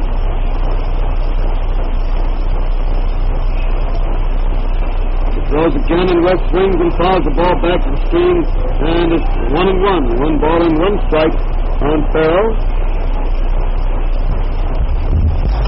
1-1. It's ready again. Winds up and throws, and West takes a strike. A fastball over the heart of the plate across the chest. And it's 1-2. 1 ball and 2 strikes on Farrell. Throws again. Farrell swings the foul ball into the second deck above him to the right of the plate. It's still 1 ball and 2 strikes. Still 1-2.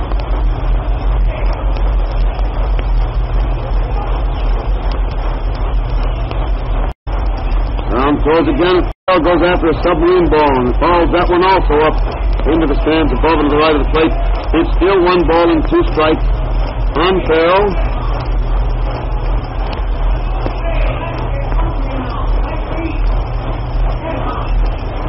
Two and 2 balls and 2 strikes on West. Down takes quite a while. Finally seems to have a sign. Starts his easy swing, wind up. Pitches, and it's a wide one across the waist for ball 3. Count is 3 balls and 2 strikes. On Farrell, the 2-2 is right. 2-2, the umpire corrected. The board shows 3-2 on 2, so it's only 2-2. And there's the third ball wide to make it 3 balls and 2 strikes on Farrell. 3-2 to count.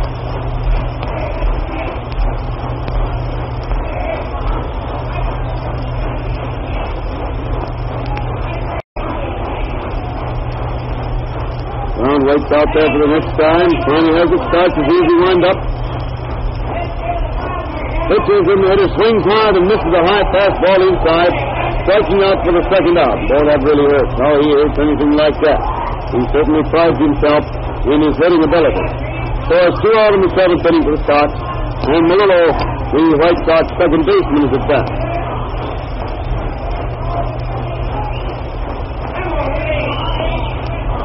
Throws the first one and Steve swings and fouls the ball back into the left on the ground. Partway back to the stands. It's 1 strike on Melillo.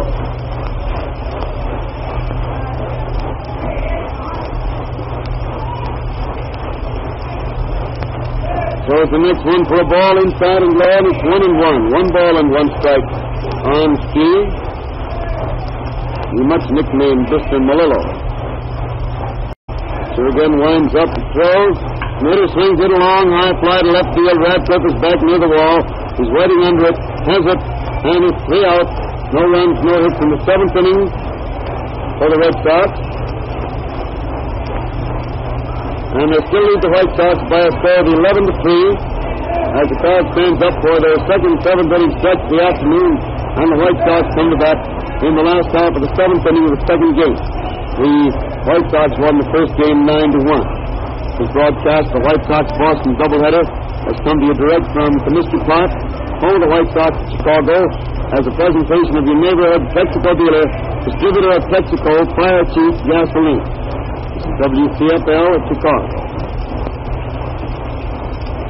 Farrell has finished the warm-up, and Rip Radcliff is back to 7th. Rip has come up. This will be the 4th time in this game, and each time it's been at the start of an inning. Let off each time he's been trapped. Farrell gets his sign, starts his wind up, throws, and it's a strike over the heart of the plate just above the knee. 1 strike on Radcliff.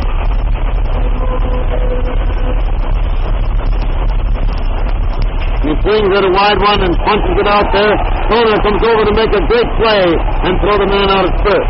He went away over to the left, knocked the ball down, and then taking it fast, he grabs it and threw to first base, getting Radcliff on a nice play for the first out in the 7th inning. 1 out of the 7th inning for the Sox, and Kreevich is at bat.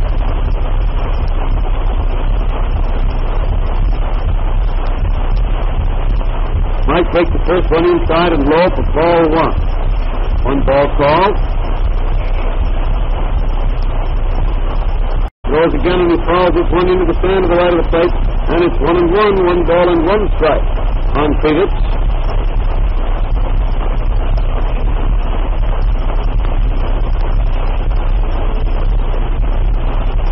He swings the next to punch it out into left field, out between the shortstop and third baseman for a base hit.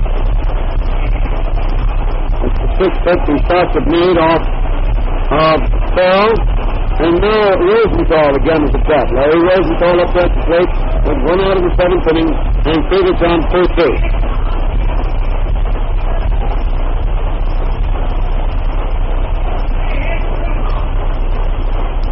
Throws now, and Larry takes a strike over the heart of the plate, down around the knees. 1 strike on Rosenthal.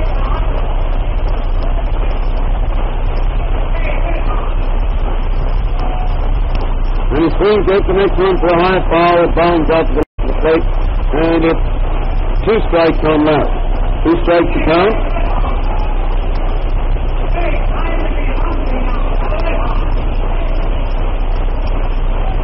Waiting there again for the sign.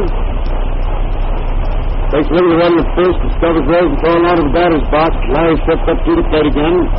Pitches ready. Throws. And it's a slow one that misses the outside corner across the waist, making it 1-2. 1 ball and 2 strikes on Rosenthal.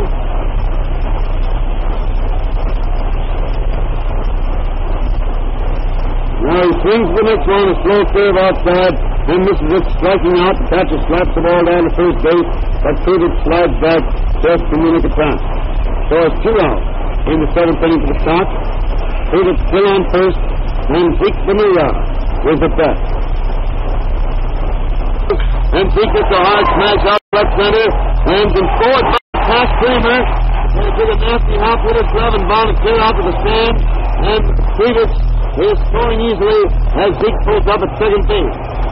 I believe that will be called a 2-base hit because the ball landed in front of Cramer and then took a very high hop. And all Raj could do was just reach for it and just tipped his glove and bound it onto the scoreboard. It's been more questionable hits and errors in this series than any I've looked at for a long time.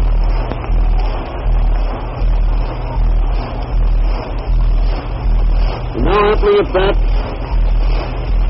takes a strike over the outside corner. Thank you, Eddie. That verifies it. It was a 2-base hit.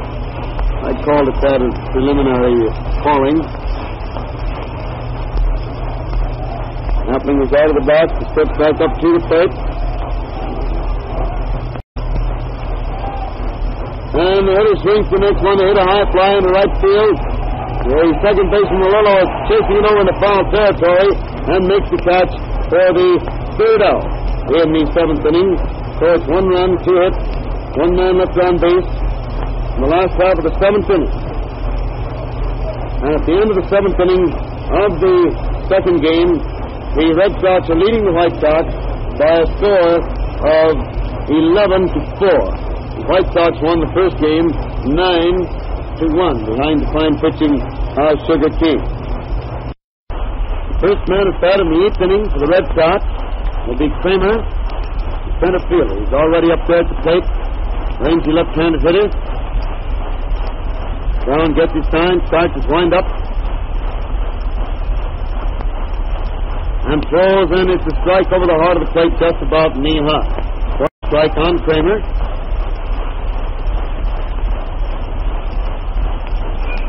Reaches out to bunt the next one. It goes out to the left of the plate. Brown gets it, throws the first, but Cramer beats it out for a base hit.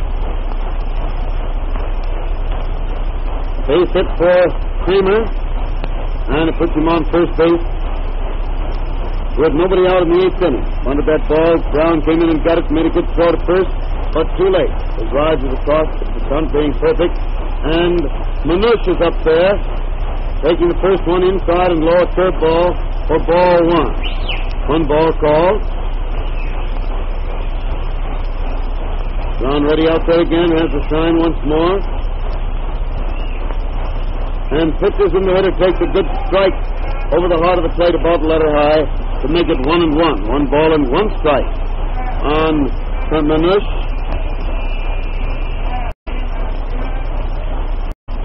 takes another look at the runner at first.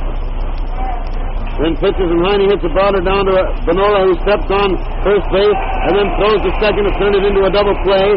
Appling taking the throw and tagging the runner out. Play was back with Cramer.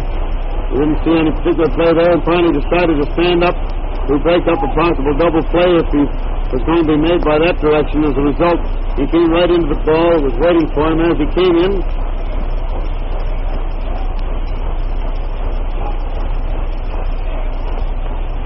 That makes it 2 out in the 8th, and Foxx at bat takes the curveball wide for ball 1. 1 ball called. And the pitch ready again, starts that swinging wind-up. Throws, and it's a ball. It's over the plate for ball 2. Too low. And the count is 2-0. 2 balls and no strikes on Foxx.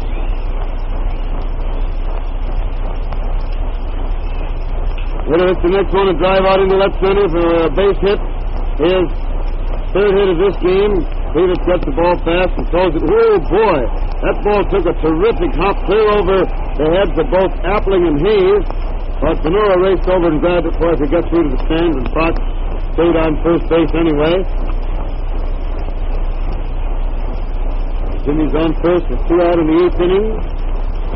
And Kroner, the 3rd baseman, is at bat.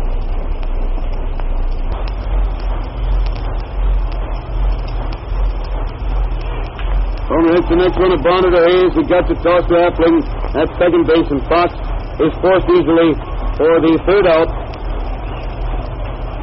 Making it no runs, 2 hits, and 1 man left on base. In the 8th inning, first half of the 8th inning, and the score at the end of the first half of the 8th inning of the second game is 11-4 in favor of the Boston Red Sox.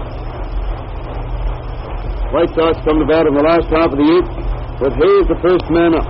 White Sox won the first game by a score of 9-1.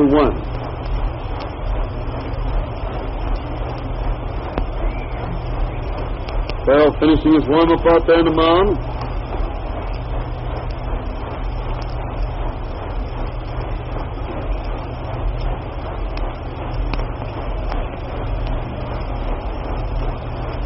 Bird finally throws the ball out to second base.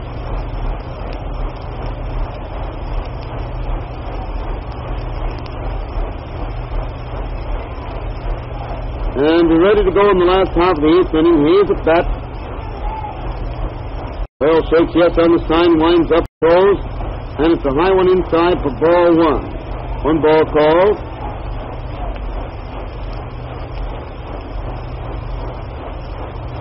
Throws again, and Jackie hits one down the right field line. It stays fair. It's going clear down to the corner, bounds out against the wall in left field, and Hayes pulls up at second base as a long throw into the infield comes in from Cook way down at the right field wall. 2 base hit down the right field line by Jackie Hayes, putting him on second base. Nobody out in the 8th inning, and Jimmy Dykes getting a nice hand as he steps up there to the plate. 7 runs are tied up. They've done it before. More than once. Dykes watches the slow one goodbye wide for ball 1. 1 ball called.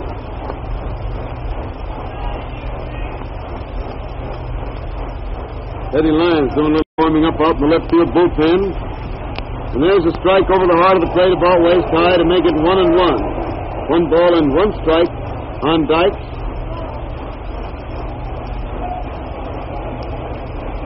He throws again, and Jim started to swing but stops to take a high one inside for ball 2.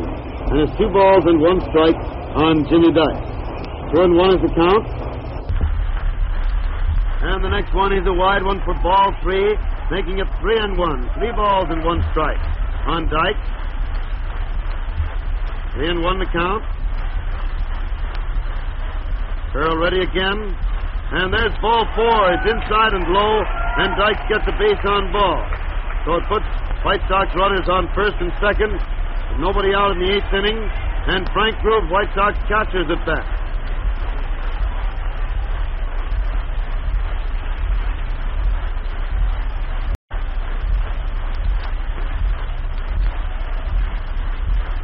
Frank takes the first one for a strike over the outside corner, cross waist high. And it's one strike on Frank. White Sox runners on first and second. Nobody out in the 8th inning. Boston leading 11-4. And there's ball one, a curveball wide and low. So it's 1-1. 1 ball and 1 strike on Groove.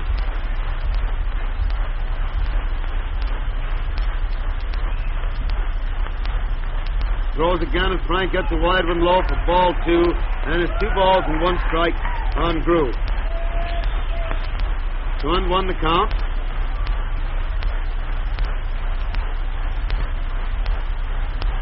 Frank swings the next hit, a ball into left center. Left fielder's coming in. The center fielder is also. Ball drops out there for a base hit. Little looping single into left center by Groove. Hayes scores easily. And Dyke stops at second. And Clint Brown, the White Sox pitcher, is at bat.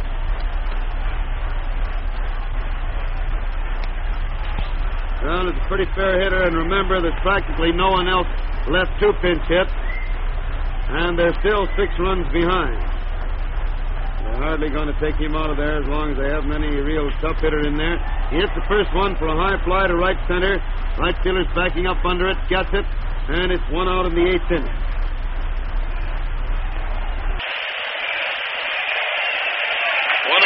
And here's Rip Radcliff. Gosh, poor old Rip is way overdue for a base hit. Yesterday's game, he got only 1 hit and a walk in 4 tries. The first game today, he got a walk in 5 tries. He's been up 4 tries in this ball game so far. His second game, and hasn't been on first base yet. He's way overdue to hit 1. And he takes the first pitch wide across the waist for ball 1. 1 ball called.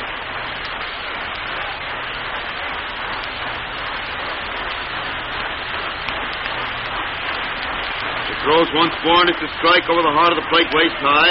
So the count is 1-1. 1 ball and 1 strike.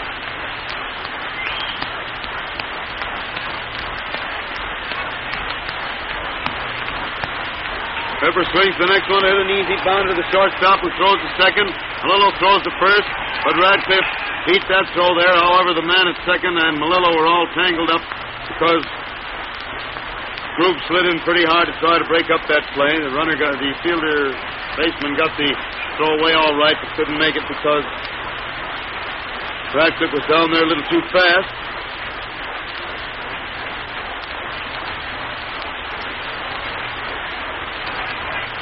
On the play, Dykes went to third base. He's on third now.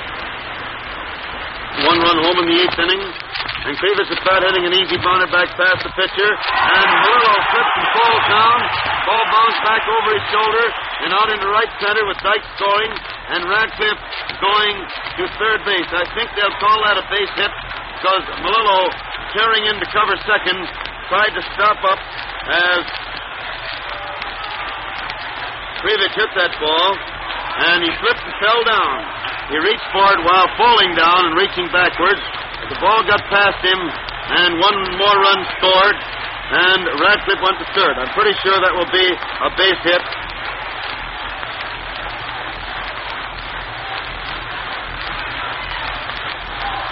Yes, it is. That verifies it. Thank you, Eddie. And now the first pitch to Rosenthal is a strike over the inside corner.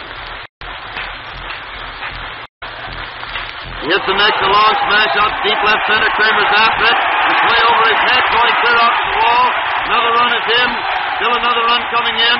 Rosenthal is carrying to third base, and Coulter standing up. A triple to the wall in left center by Rosenthal, scoring 2 more runs. You never count these White Sox out of any ball game. They just won't be counted out. They're pulling up there within reach now, and the Red Sox have got a man warming up out there in the bullpen.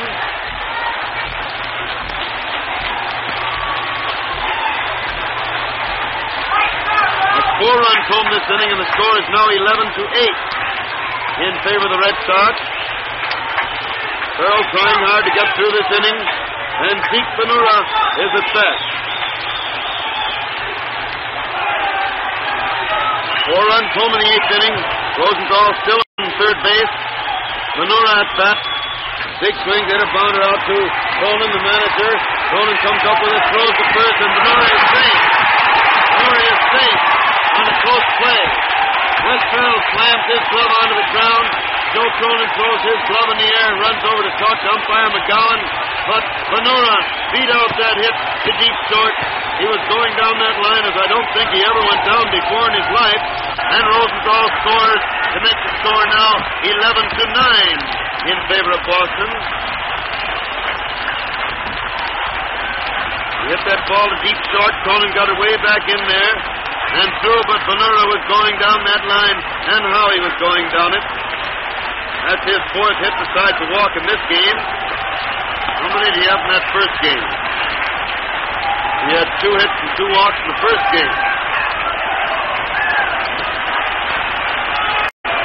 3 hits and 4 tries in yesterday's game, so I think he'd like to have these Red Sox stay here all the time. He had a triple in his first game of the series. So now we have Luke Appling at bat. Bonura on first base. 2 out. 5 runs home in the 8th inning. And Luke swings at an easy bounder down to Foxx, who gets it raced for first base and beats Appling for the 3rd out. And Farrell in anger throws his glove clear over to the Boston bench, and the crowd's giving it to him as he walks in there. Oscar Melillo turns around, says something to the umpire also as he walks off the field. But it ends that 8th inning, and what a rally that was. It pulls the White Sox right back in this ball game. They're right up there pretty close now. 5 runs, 5 hits, and 1 man left on base. In the last half of the 8th inning, and they batted completely around in that inning. The score at the end of the 8th inning is 11-9 in favor of the Boston Red Sox. At the end of the 8th inning of the second game, the White Sox won the first game 9-1. Cronin's going to be the first man at bat in the 9th inning for the Red Sox.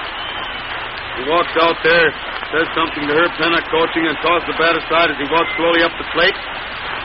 Don't forget to stop in, get your request card on the way home tonight for that weekend drive for your 1936 Texaco scorebook. The book is easily obtained. It has a complete, illustrated, and explained scoring system in it. With space, official blanks, 17 games, pictures of the Sox and Cubs, the rosters, and a lot of information. Just ask for a request card, fill it out, stamp it, and mail it, and you'll get your book. Now here is Cronin at bat, taking the first pitch wide across the weight. Ball 1. 1 ball called.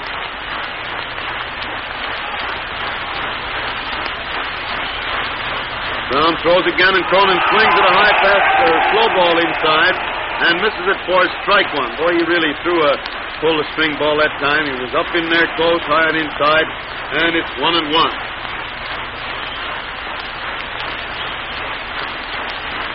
Throws again, and Cronin takes the ball wide and low, and so it's 2-1. 2 balls and 1 strike on Cronin.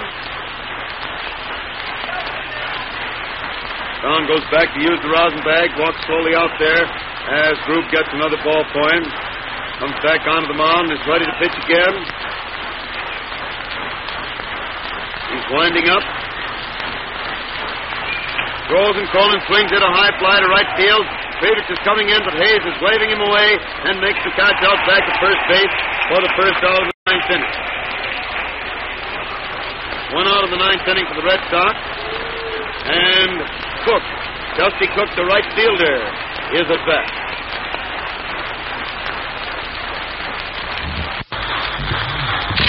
Dusty steps up there at the plate. Just wind up. And Cook swings it, a little looping drive out into left center for a good base hit. Throws in front of it, grabs it, throws it into second base, and Cook goes back to first. Single to left center by Cook, putting him on first base. 1 out of the 9th inning, and Berg is at bat. Mo Berg up there at the plate. Now the Red Sox have a right-hander warming up in the bullpen. Wilson again.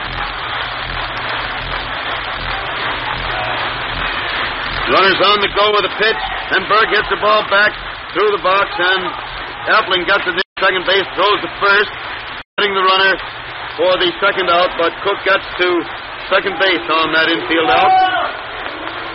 And it brings Wes Farrell to bat. And, of course, he's getting a bit of a raspberry as he walks up there to the plate.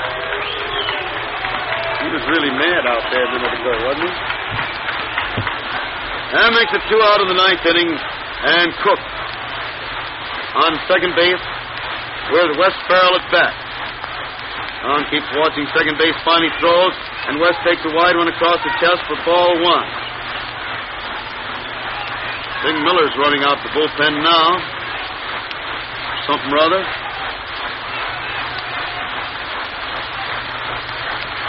Going to warm up the left-hander again. 1 ball called. And the hitter swings the ball, the next one into the stand to the right of the plate, making it 1-1. 1 ball and 1 strike.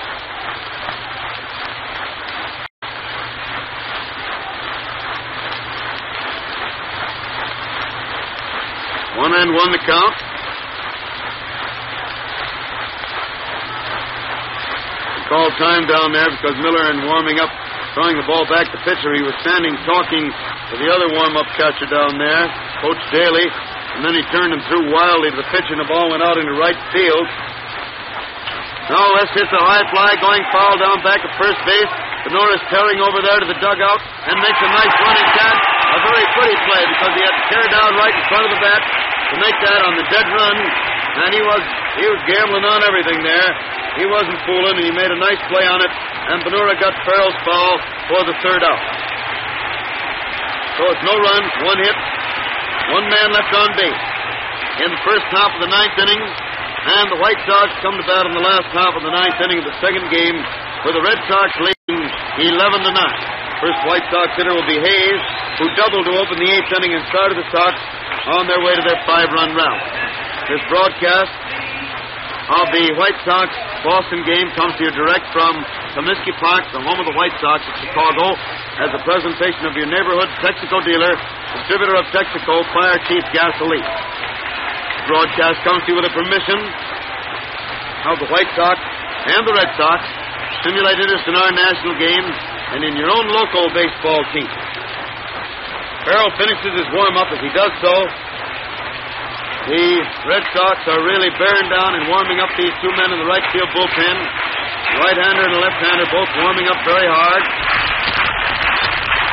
Farrell throws now, and Hayes takes a strike over the outside corner about knee-high. 1 strike on Jackie Hayes. Ready again, he's winding up, throws, he swings and misses a high fastball for strike 2. Boy, Farrell's bearing down now. He says, I'm going to get through this, and I don't know why. He again winds up, pitches, and it's ball 1. A curveball wide and low, so it's 1-2. 1 ball and 2 strikes.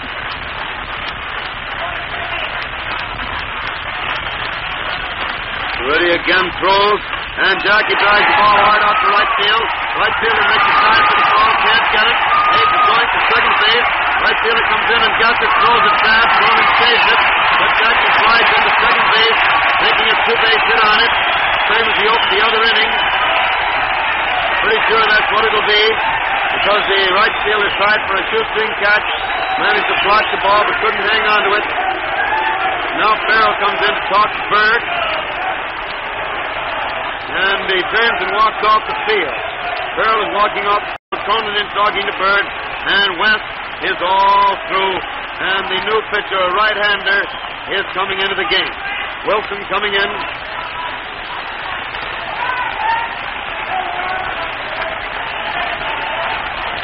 That double was the end of West Farrell for today. And Wilson, who's been warming up there in the right field bullpen, is coming in now to pitch. First man he faces will be Dyke. Wilson is the pitcher. Wilson is announced as the pitcher.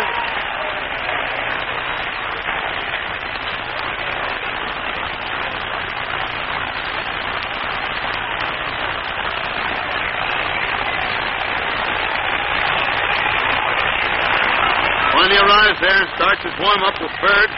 Jimmy Dyke standing down here talking to umpire Hubbard at the plate.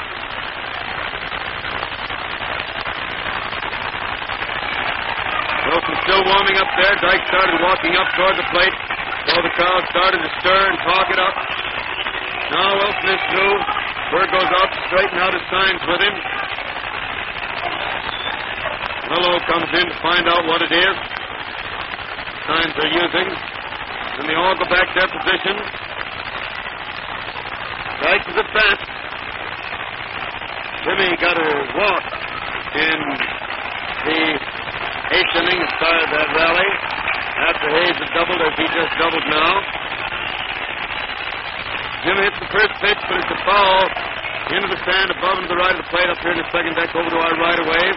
And it's 1 strike on Jimmy Dyke. 1 strike to count.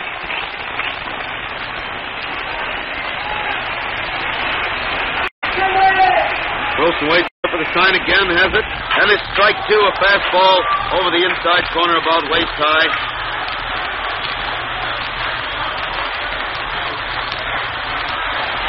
Wilson ready once more, throws. Dyke swings and misses on a curveball, blowing outside, striking out for the first out in the 9th inning, and bringing Groove to bat.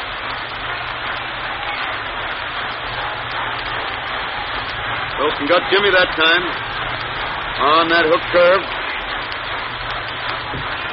Frank Groove is up there with Hayes on second base, 1 out in the 9th inning. Wilson ready, pitches.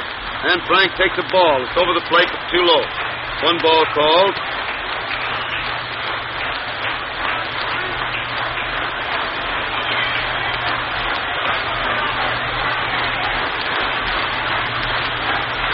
She throws again, and Groove takes a strike over the inside corner waist high.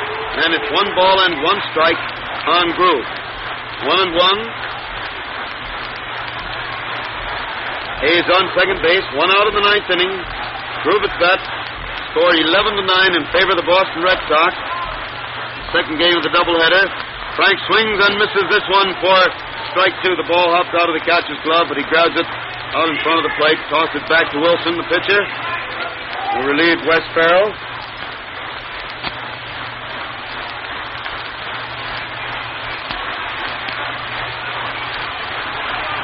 Ready once more, throws, and Groove also goes after a wide hook curve and strikes out for the second out in the 9th inning.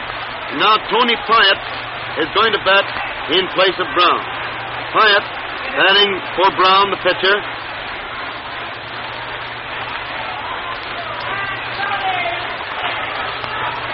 He rides up there, and is all set.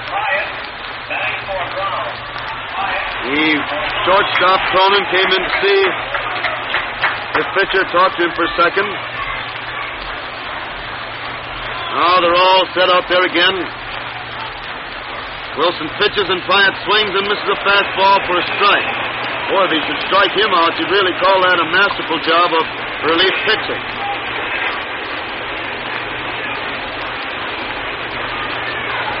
Ready again, throws. And Tony gets the ball. It's over the plate, but too low. Hits the dirt and bounds out of the catcher's glove. He turns around, hands it to umpire Hubbard, who gives it back to him. He throws it back out to Wilson. It's 1-1, 1 ball and 1 strike.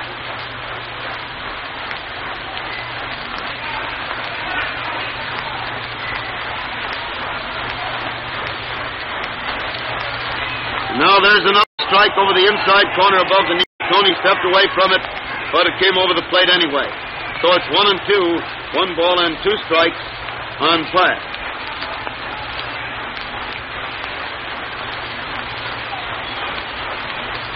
Tony watches ball 2 come by now, very wide, and it's 2 balls and 2 strikes. Sort of a forlorn chance here, but it's always there. Getting his sign. Swings around as he gets it, looks back at second base, throws. And it's inside across the chest. In fact, it was, well, just about there, although it almost hit the peak of his cap as he dropped down to get away from it. And it's 3-2. 3 balls and 2 strikes on Pyatt. Pyatt steps out of the box, and the umpire called time for a moment.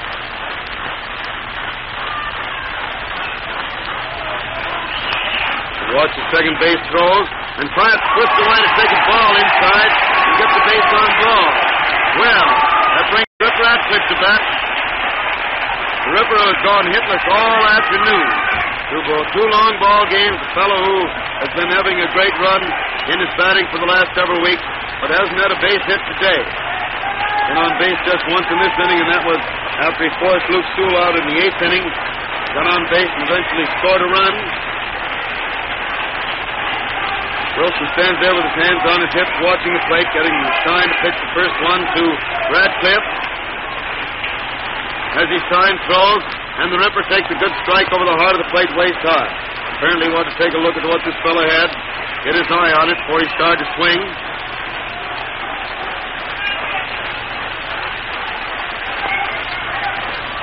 Ready again now, pitches, and Radcliffe fouls the ball high into the second deck, up here to our left, and it's 2 strikes. 2 strikes on Radcliffe.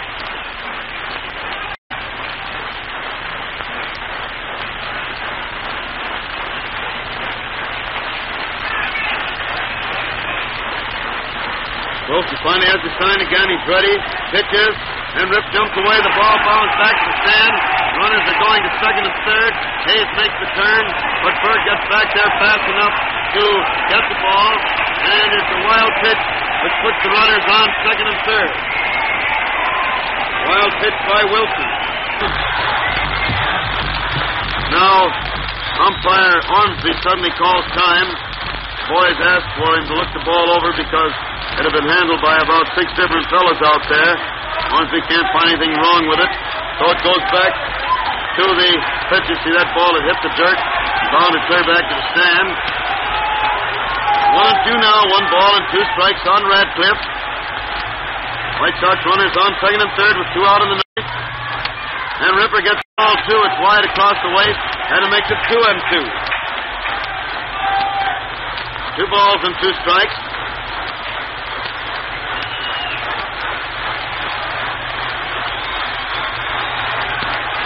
Pitcher again winds up, pitches, and Radcliffe hits a dive out to finish the upper base hit. 1 run is coming in. The tying run scores. The game is tied up. Radcliffe got his first hit of the game, and it's a ringing single to center. Scoring Hayes, scoring Pyatt, and the score is tied 11-11. The score is tied 11-11. And Mike Kreevich is now at bat. Boy, did you ever hear more yelling around here?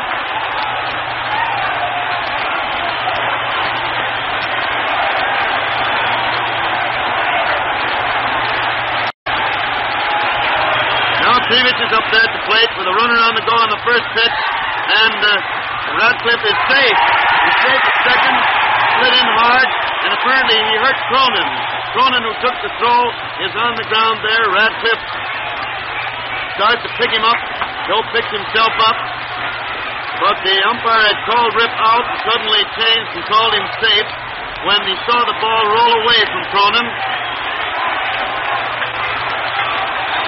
And so the tying or winning run is now on second base.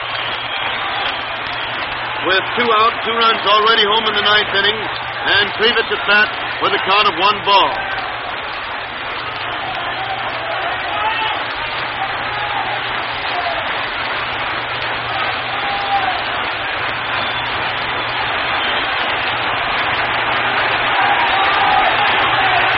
Well, again, infield already. Apparently they're going to walk Kreevich. Yes, they're going to walk Kreevich on purpose. They'd rather have a man there in fourth place possible. And there's ball 4, and he gets it. That play on Radcliffe was ruled as a stolen base, even though the umpire had to change as he followed the course of the ball. Now the White Sox have runners on first and second. And 2 out, 2 runs home in the 9th inning. Rosenthal at bat. White Sox are warming Shalini up in the left field bullpen. Wilson is leading the game, and the new pitcher, a southpaw, is coming into the ball game. Fritz Ostermiller.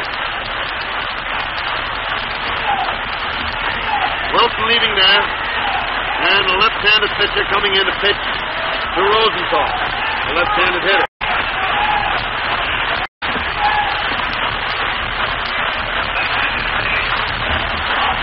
There's the announcer. announcement.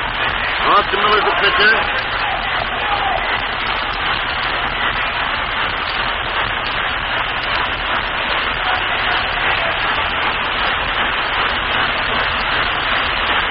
Roy Wilson started going that time. Striking out the first too many faces. Looked as though he was going to go through the inning in great shape.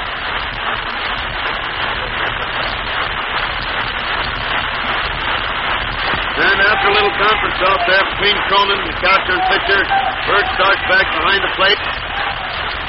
And Rosenthal standing there talking to Zeke Bonura. Radcliff, who was on second base, ducked down into the bench to get a little drink of water while they were waiting. Now Austin Miller starts his warm-up out there with Bird.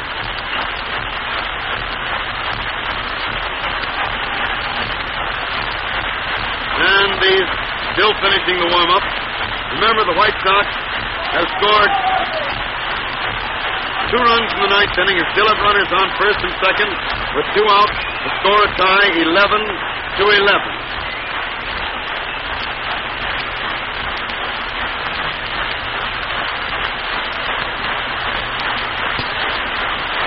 Austin Miller still going through those warm-up paces.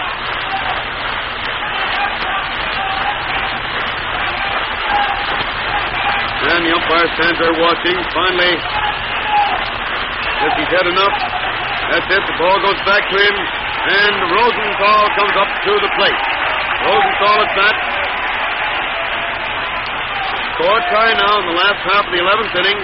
11-11. White Sox runners on first and second. 2 out in the ninth inning. 2 runs home. Austin Miller ready to pitch. Throws. And it's a ball inside across the waist. 1 ball call.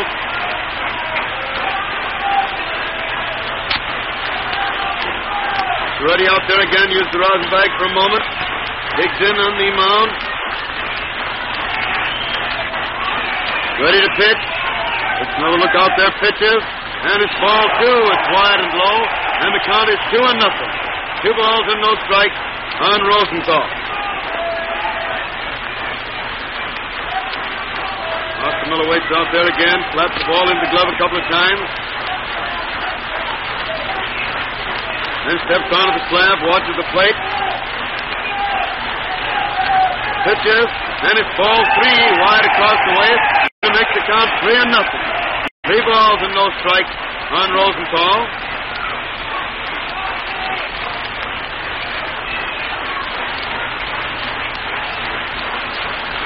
Walks around again in circles, then finally takes his place on the rubber after using the rosin bag once more. Finally pitches, and it's the strike that got to the outside corner. They throw the ball to second base. Radcliff got back there in time, though, and so the ball goes back to pitcher with a count of 3-1 on Rosenthal. 3 balls and 1 strike.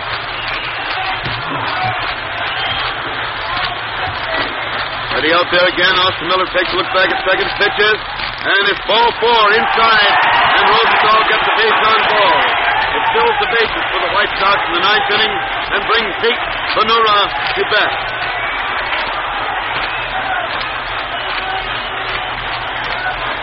Bases full with Bonura at bat. Cronin comes in now to talk to Austin Miller, trying to encourage him to get that ball in there. But there's the one that counts. They got to get this man out of there.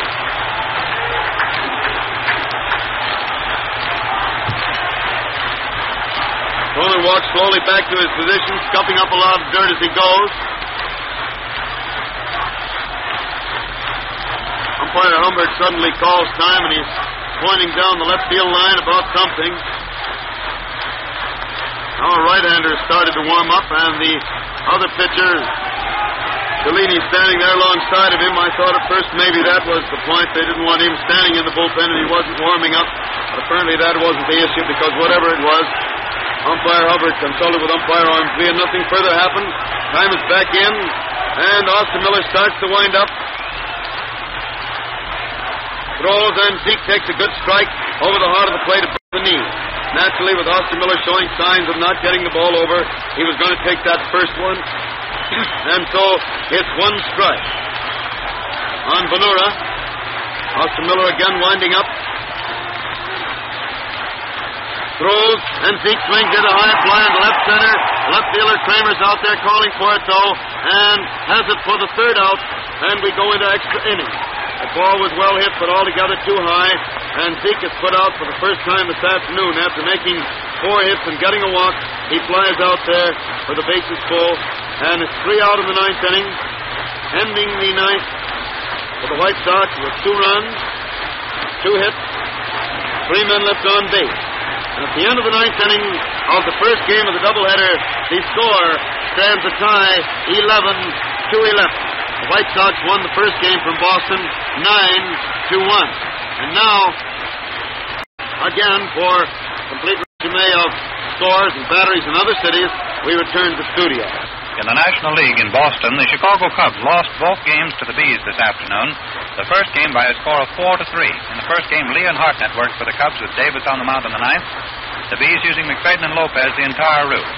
In the second game, the Cubs lost by a score of 3-2. Warnicki and O'Day worked for the Cubs the entire route in the second game, and Cantwell and Lopez for the Bees. In Philadelphia, the St. Louis Cardinals won both games from the Phillies today. The first game by a score of 13-4. Haynes and Davis working for the Cards, Walter and Wilson for the Phillies. In the second game by a score of 11-8. Earnshaw and Davis started for the Cards in the second game with Dizzy Dean pitching in the 8th. Bowman and Atwood started for the Phillies with Benj in the 3rd and Johnson in the 6th. First game of the doubleheader in Brooklyn between the Dodgers and the Reds was taken by the Reds 4-3. Stein and Lombardi, the battery for the Reds, the Dodgers, Mungo and Berry. The second game was taken by the Dodgers 5-2. Callahan and Campbell, the Red battery, with Derringer pitching in the 7th. The Dodgers using Frank House and Phelps to start, with Brandt on the mound in the 8th. In New York, the Giants took the game from the Pittsburgh Pirates 3-2. Swift and Patton working for the Pirates, the Giants using Hubble and Mancuso. In the American League, the first game of the doubleheader in St. Louis was taken by the Browns 6-1. Fink and Hayes worked for the Athletics with Lisenby in the second. Hogsett and Giuliani worked for the Browns. In the second game, at the end of the first half of the 7th inning, the Athletics lead the Browns by a score of 6-3. Kelly and Hayes, the Athletic battery, the Browns using Caldwell and Giuliani with Banata in the 5th. In Cleveland, the New York Yankees and the Indians are tied 4-all at the end of the 12th inning of play. Pearson and Dickey working for the Yanks, with Malone taking over in the 9th. Hildebrand and Pitlack starting for the Indians. Sullivan catching in the 5th. Lee on the mound in the 8th, and Galehouse pitching in the 9th. In Detroit, the Washington Senators took the game from the Tigers 5-3. Appleton and Millies worked for the Senators, the Tigers using Wade and Hayworth with Auker in the 9th. And now back to Comiskey Park and Hal Totten. Take it, Hal. Back at the ballpark for the 10th inning, ladies and gentlemen, Cellini is the new Sox pitcher. Oscar Melillo, first man to face him, had run the count to 2-2, or 2-1 rather, and then hit the next pitch down to Jackie Hayes, and is thrown out at first base. Now here is Cramer, a left-handed hitter. Cellini starts his wind-up and throws, and Cramer takes a strike over the heart of the plate, just a little above the knee.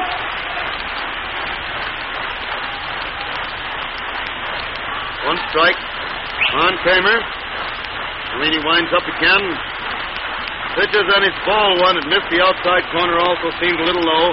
So it's 1 ball and 1 strike on Cramer. 1-1 the count.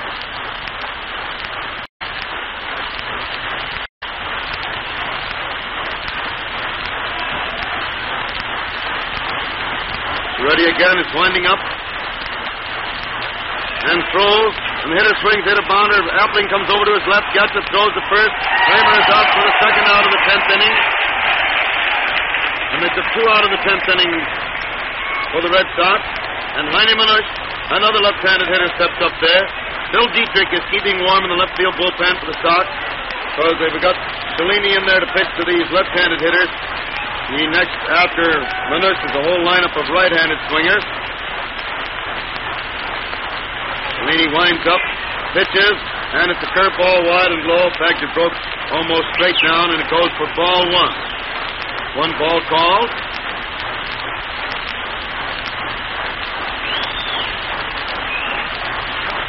Cellini takes a look around at the boys, listens to their encouragement, and takes the plate, gets his sign, starts his wind-up, and pitches, and the hitter takes ball 2. A little bit wide and a little bit low, and the count is 2-0. 2 balls and no strikes on Manush. Rube holds the ball out in front of the plate, calls to Cellini, throws the ball back to him. He comes back behind the plate again.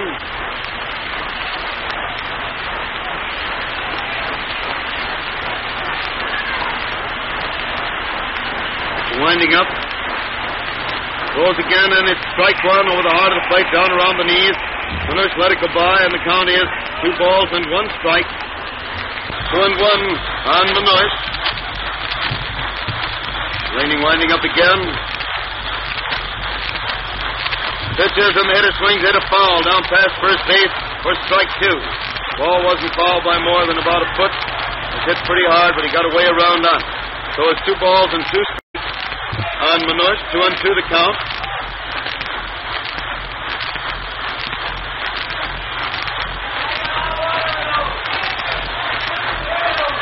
Two is the count. It's ready again. Winds up once more. Throws, and the hitter swings, and it's another foul on the ground to the right of the plate. It's still 2 balls and 2 strikes on Manush.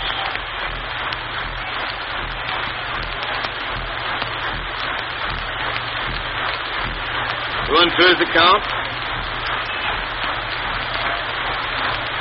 Winds up again, throws, and Heine hits the ball hard out into right field for a good clean base hit. Single to right field by Manush. Putting him on first base with 2 out in the 10th inning. And again a roar and a rumble through the stands as Jimmy Foxx comes to bat. Jimmy, who has made 3 hits and a walk today, besides being on a fielder's choice and scoring 4 runs. Foxx there waiting as Cellini swings around, getting his sign, takes a look at first base. Pitches, and Foxx takes a strike over the heart of the plate a little below the waist. 1 strike on Jim.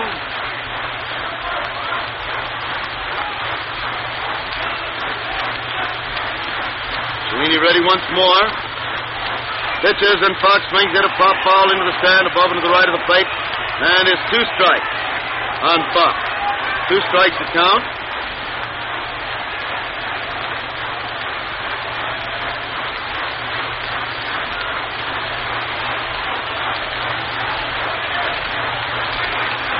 Again, Cellini has the sign, pitches, and Foxx hits 1 foul down past third base. All with the grass cutter down there, hits pretty hard. And it's 2 strikes still on Jimmy Foxx. Cellini gets a new ball to pitch, stands out there, waiting for the sign, has it, swings around. There's a stretch, he watches the runner at first, but pitches, and the hitter swings, hit another foul on the roof of the stand above and to the right of the plate. It's still 2 strikes on Foxx. Still 2 strikes.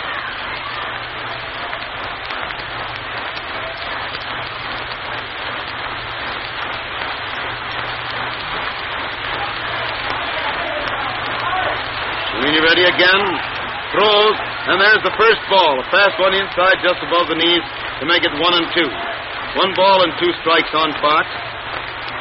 Cellini goes over, picks up the rosin bag, drops it, walks slowly back onto the slab.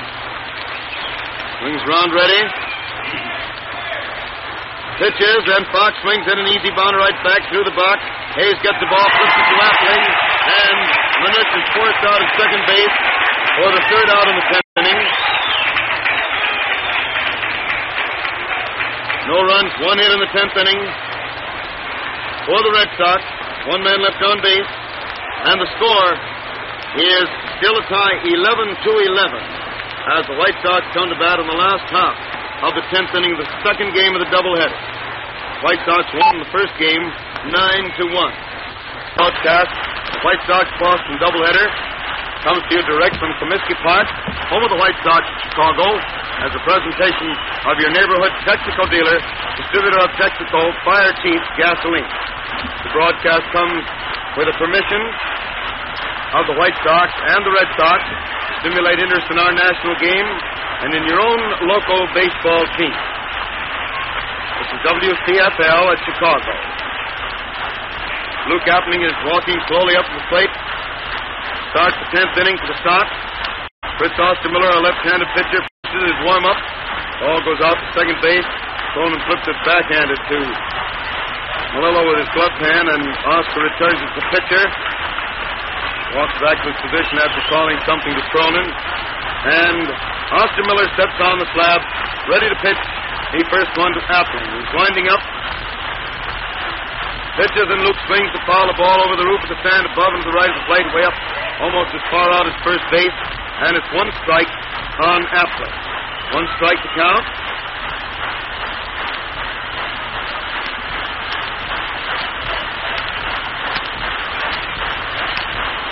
Oscar Miller waits there for the side again. Seems to have it. He's winding up.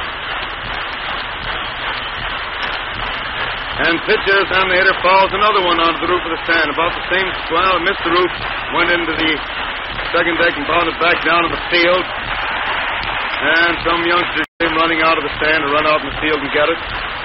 2 strikes now on Appling.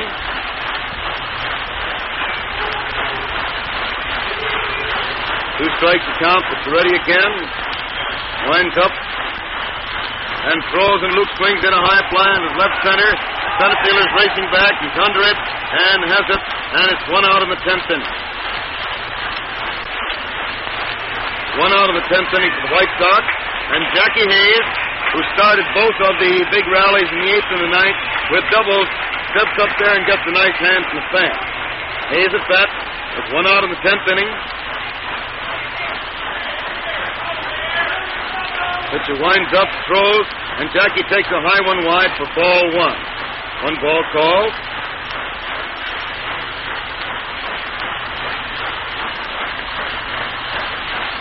Pitch again, winding up. Throws, and Jack fouls this one high into the second deck above and to the right of the plate for the first strike. And it's 1 ball and 1 strike on Hayes. Quite a scramble for that ball up there, and got the big laugh out of the crowd here in the stand. 1-1 is the count with the pitcher ready again. He's winding up and throws, and Jackie swings the high fly in short left field, but the left fielder's coming in and makes the catch for the second out. And makes it 2 out in the 10th inning for the White Sox. And Jimmy Dykes is at bat. Dykes up there at the plate.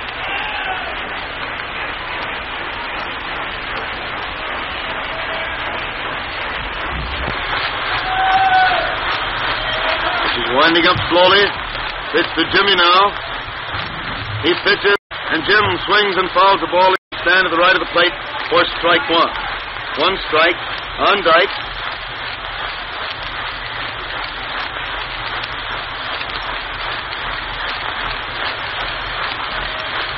He waits there again, has the sign. Winding up. Pitches. And it's a strike 2, a pretty one over the outside corner down around the knees. And it makes it 2 strikes on Jimmy Dykes. 2 strikes to count. Here again winds up, throws, and Jim swings and misses, striking out for the third out in the 10th inning. And we go on to the 11th. Jim's had no fun in these 2 rallies.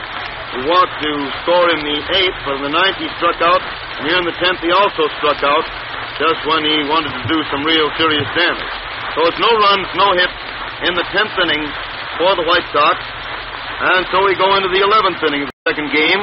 The score is still a tie, 11-11. No matter how carefully oil is refined, its usefulness can be greatly impaired if outside contamination takes place. That's why new Texaco is brought to you in refinery-sealed cans.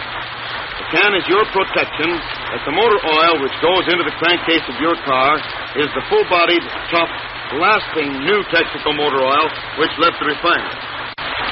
First man at bat in the 11th inning for the Red Sox is Kroner. Johnny Kroner, the Boston third baseman.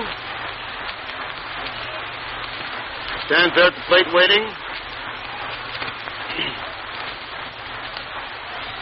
Cellini winds up and throws, and Johnny swings and misses the curveball for strike 1.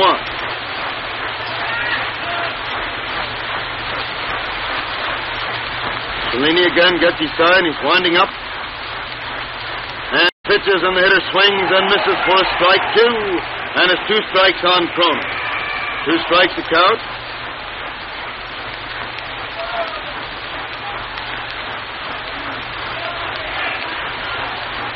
Ready again. He's winding up.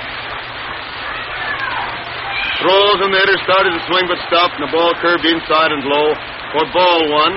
So it's 1 ball and 2 strikes on Kroner.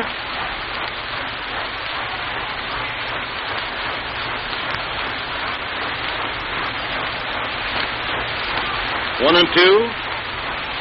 Sweeney taking it easy out there, rubs that ball up a little bit, now winds up. And pitches, and the hitter fouls one into the stand to the right of the plate. It's still 1 ball and 2 strikes on Kroner. 1 and 2. Dusty Cook starts out of the dugout to walk up there. Cronin is already waiting to hit. But he goes over to talk to him.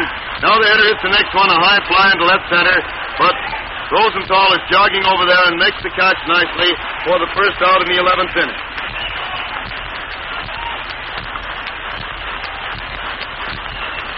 One out in the 11th for the Red Sox. And Joe Cronin is at bat. Joe Cronin, the manager and shortstop. Some of the crowd wants to give him a little bit of a barrage, but that's all right. He can take it. Delaney winds up, pitches. Cronin swings and fouls the ball back to the screen for a strike.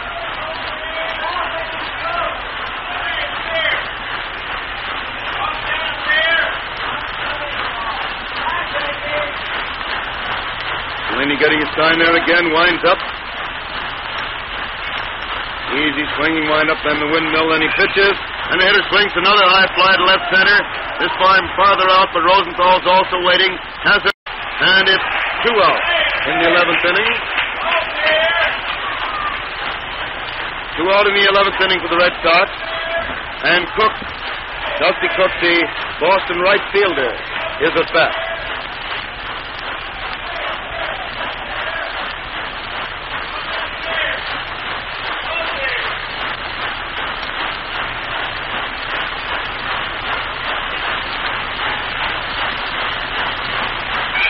Hitter swings and fouls the first one back against the stand above and to the left of the plate, and it's strike 1.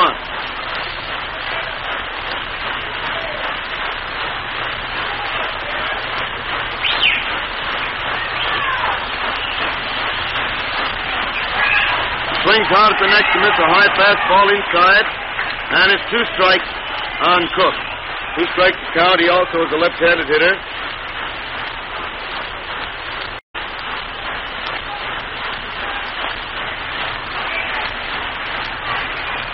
2 strikes to count, but he throws again, and Cook swings and misses a slow curve, striking out for the 3rd out in the 11th inning. So it's no runs, no hits in the 11th inning for the Red Sox. And the score remains a tie, 11-11, as the White Sox come to bat in the last half of the 11th inning of the second game after winning the first game 9-1. Sox won the first game 9-1. The second game is a tie, 11-11, in the last half of the 11th inning. First White Sox hitter, Frank Grove. The White Sox catcher, Oscar Miller's out there on the mound to start his warm-up. Well, boys, the fans, the little old fans have had lots of things to see today. Last 2 doubleheaders, in fact. Well, the way these White Sox can strap their way around this league. Grove is getting a hand as he walks out of the dugout and up toward the plate.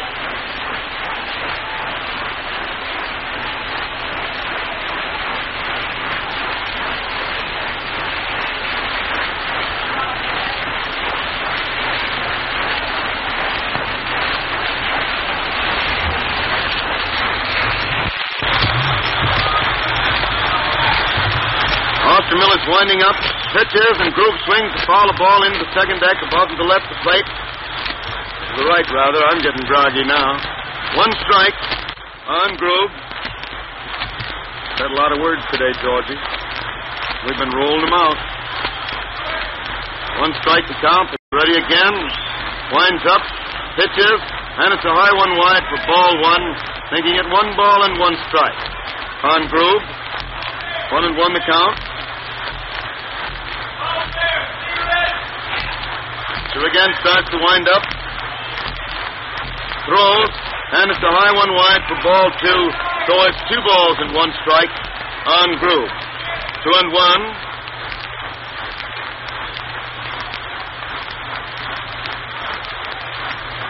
Ostermiller winds up again. Throws, and Groove swings to foul another one onto the roof of the stand above and to the right of the plate. And it's 2 balls and 2 strikes on Frank Groove. 2-2 the count.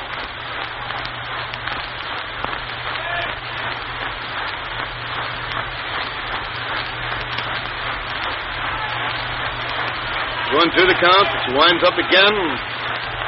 Throws, and Frank swings and misses a high fastball inside, striking out for the first out in the 11th inning, and bringing Cellini, the pitcher, to bat, and he's getting a swell hand as he walks up there toward the plate.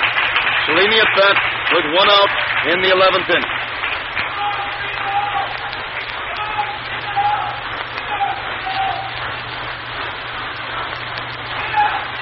Tony bats left-handed as he pitches. Ostermiller winds up, throws, and he swings hard to miss a high fastball inside for a strike. 1 strike on Cellini. Throws again, and it's a strike 2, a fastball over the heart of the plate waist high to make it 2 strikes on Cellini. 2 strikes to count. There's strike 3 over the heart of the plate down around the knees. He backed away, didn't make any attempt to go after it, and he stalled out on strike for the second out in the 11th inning. And Rip Radcliff, who saved his only hit so far this afternoon to drive in the tying run from the 9th, is up there at the plate with 2 out in the 11th inning. He winds up, throws the first one, and it's a fast strike over the heart of the plate waist high. Ostermiller isn't fooling now at all. He struck out the last 3 men to face him.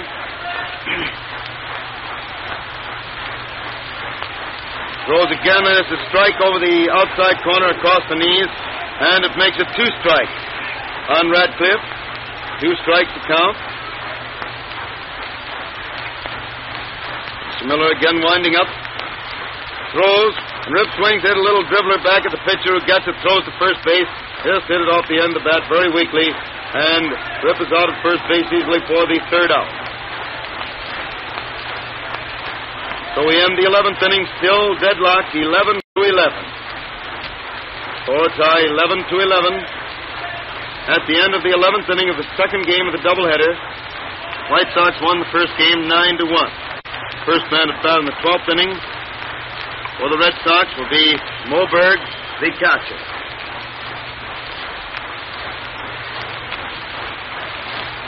The next time you stop at your Texaco service station, ask the operator for Marfax.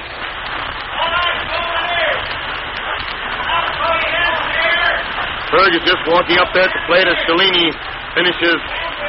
Well, he's still finishing his warm-up down there. Ball goes out to second base. Most out to tie a shoelace. Down here at the left of the plate before he steps up there in the batter's box.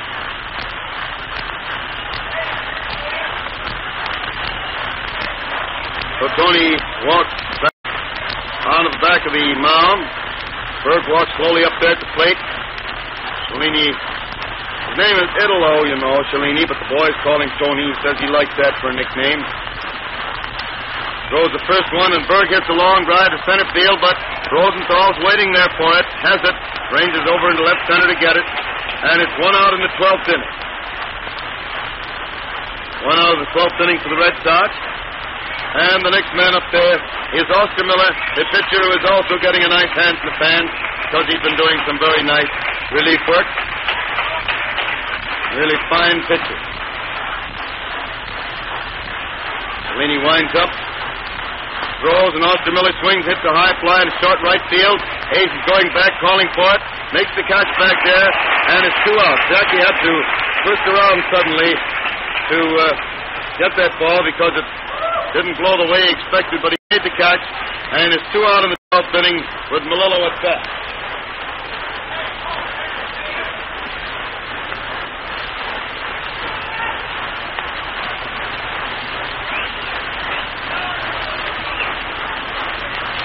Melillo is up there. Pitcher starts to wind up.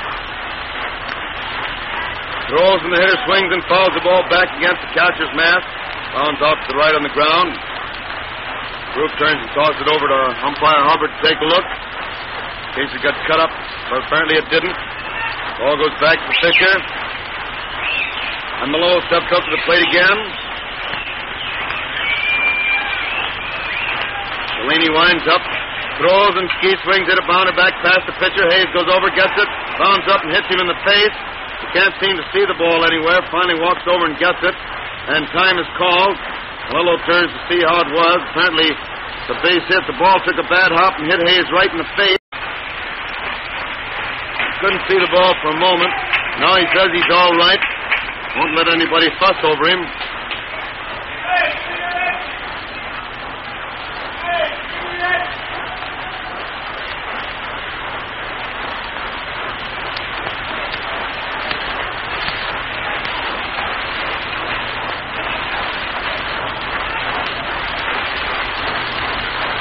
Turns, throws to first base.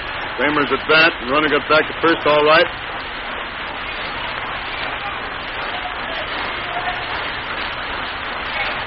Now Cellini pitches and Cramer fouls this one back through the screen, and it's a strike. 1 strike to count.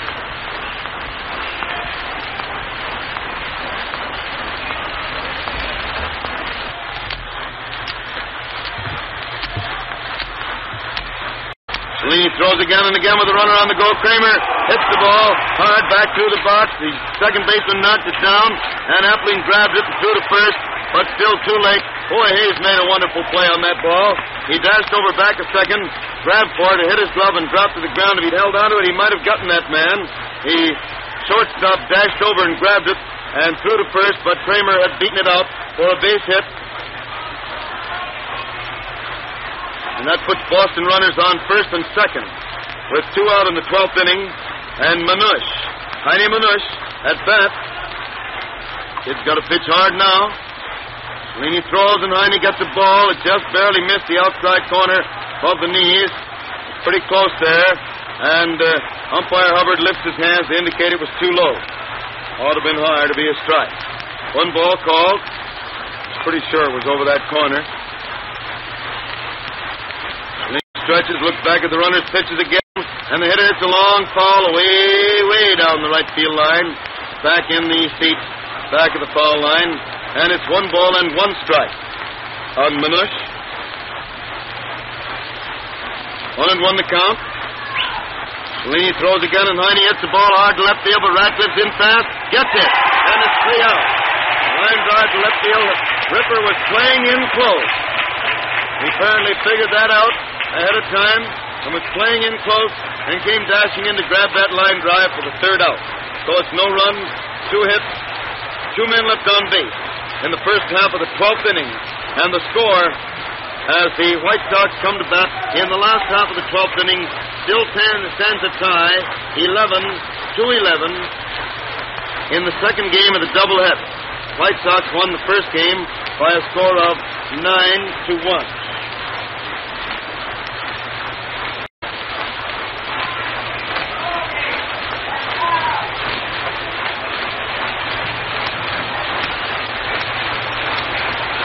Kreevich is walking out there to start off this inning now.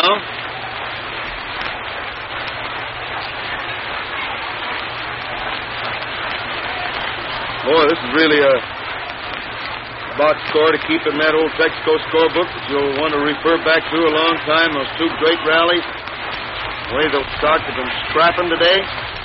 Here's Kreevich at bat. Start the last half of the 12th inning. Score a tie, 11-11. Miller winds up to pitch the first one to Mike. Throws, and he takes a strike, a fast curveball over the inside corner just above the knees. 1 strike on Kreevich.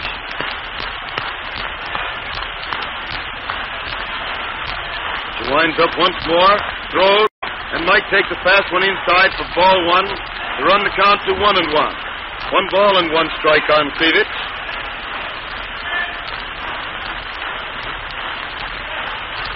Again, Miller takes that swinging wind-up. throws, and Mike swings hit an easy bounder. The second baseman, Melillo, comes in, gets the ball, throws to first, and it's 1 out in the 12th inning. Melillo came scampering in to grab that ball and throw the man out at first. So it's 1 out in the 12th inning, and Rosenthal is at bat. Larry Rosenthal up there.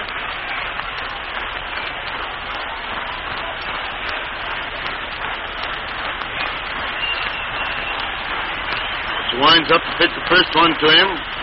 Throws, and it's a good fast strike over the outside corner knee high. Boy, this fellow isn't wasting anything. He really lays that ball in.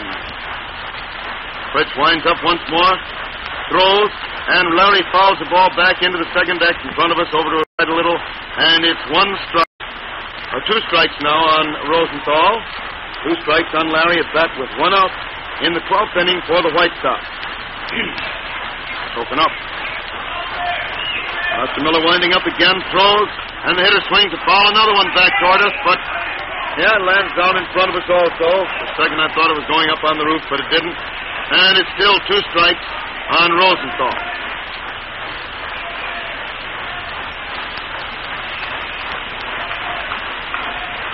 Ready once more, he winds up.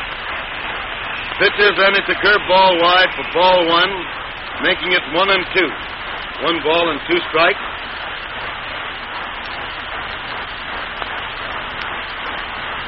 1-2. And he hits the next one, a line drive out to right center. It's going out there pretty good. Around first base, on his way to second. Ball is fielded by Cook. He throws it in fast, and Rosenthal is on second base.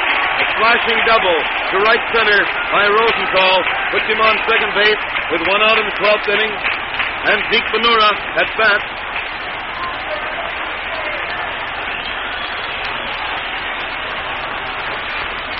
Chances are they'll walk Bonura to take a chance on Appling. Not that they are sliding Appling, but as they did earlier, walk a man to make 4th place possible. It often works out to your advantage. What they did in the case of Kreevich in the 9th inning. Yeah, they're going to walk him. Of course, the crowd yells. They don't like that very much, but all there is to do. There's ball 3-2. All 3 will be coming up right away. And then it'll be up to Appling. There's the third ball. Taking no chances. He's really throwing that ball well outside. And there's the 4th ball. And it puts Bonura on first base. The White Sox have runners on first and second with 1 out of the 12th inning. And Luke Appling is at bat. Appling at the plate.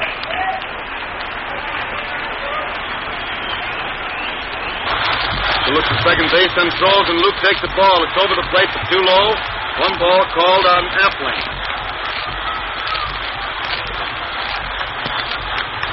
Waiting there again for the sign. Steps onto the slab. Looks at his catcher.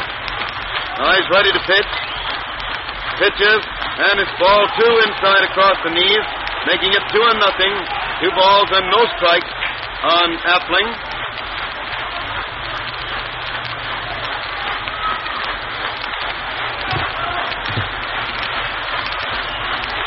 1-0 is the count.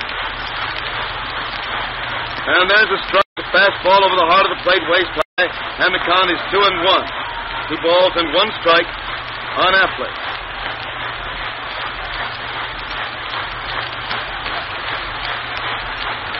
So again leans over to get the sign. He's ready. Pitches, and Luke swings it a foul down past first base. It's 2-2. Mel Almada was running down to the bullpen, turned around and fielded that ball as it was bounding off the front of the stand. Keeps on down to the bullpen. Warming up a little down there, apparently going in to take somebody's place or to pinch hit. Unless they get around that far, but I think he just, in case he may go out here, take somebody's place in the outfield. Manush probably. The hitter hits the next one, a line foul. Bounds into the Boston bench, and the boys start to wave flags down there. White flags of truce. Waving towels at the hitter to say, don't pick on us, we're back here. 2-2 is the count, 2 balls and 2 strikes on Appling. Miller walks slowly around onto the slab again after using the rosin bag. Ready to pitch once more. He throws, and Luke hits another foul into the second deck, down beyond first base. It's still 2 balls and 2 strikes. Still 2-2.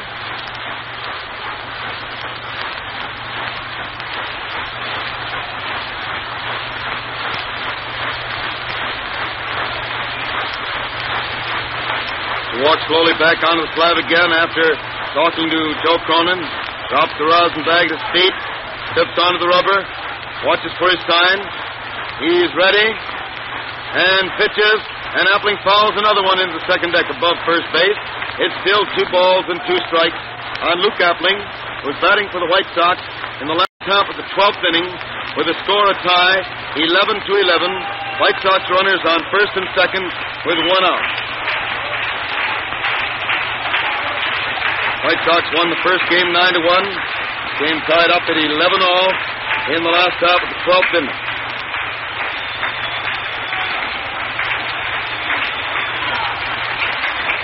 They're all ready again. As he's signed, he's ready to pitch. Pitches, and Luke gets the ball hard out to Foxx, who grabs it, races for first base, beats Appling. The runner is going to second and third. Foxx got that hard smash by Appling and raced to first base to beat him for the second out, putting White Sox runners on second and third. And Jackie Hayes at bat. Again, Cronin is over conferring with Ostermiller.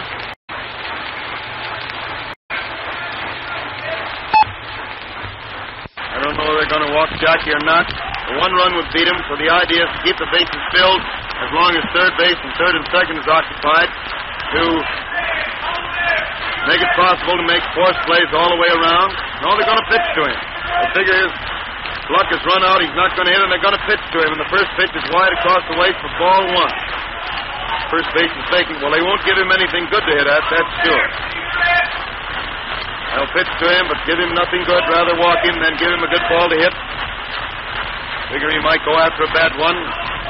Winds up, throws again, and Jackie swings hard and misses the curveball for a strike. The count is 1-1. 1 ball and 1 strike on Hayes.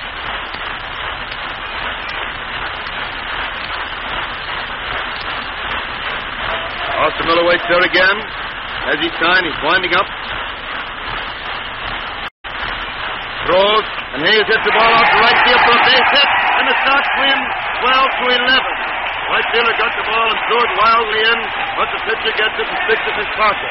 A single to right field by Jackie Hayes wins the ball game. Hayes started the 2 rallies that resulted in tying the score in the 8th and 9th innings, and then drove out the winning hit now, a single to right field, which scored Rosenthal from third base and wins the game for the Sox by a score of 12-11.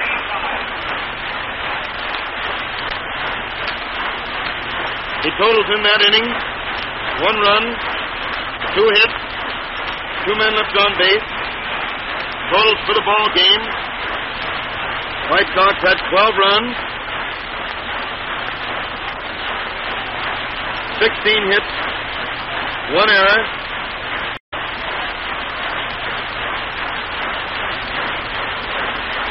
And the number of men left on base,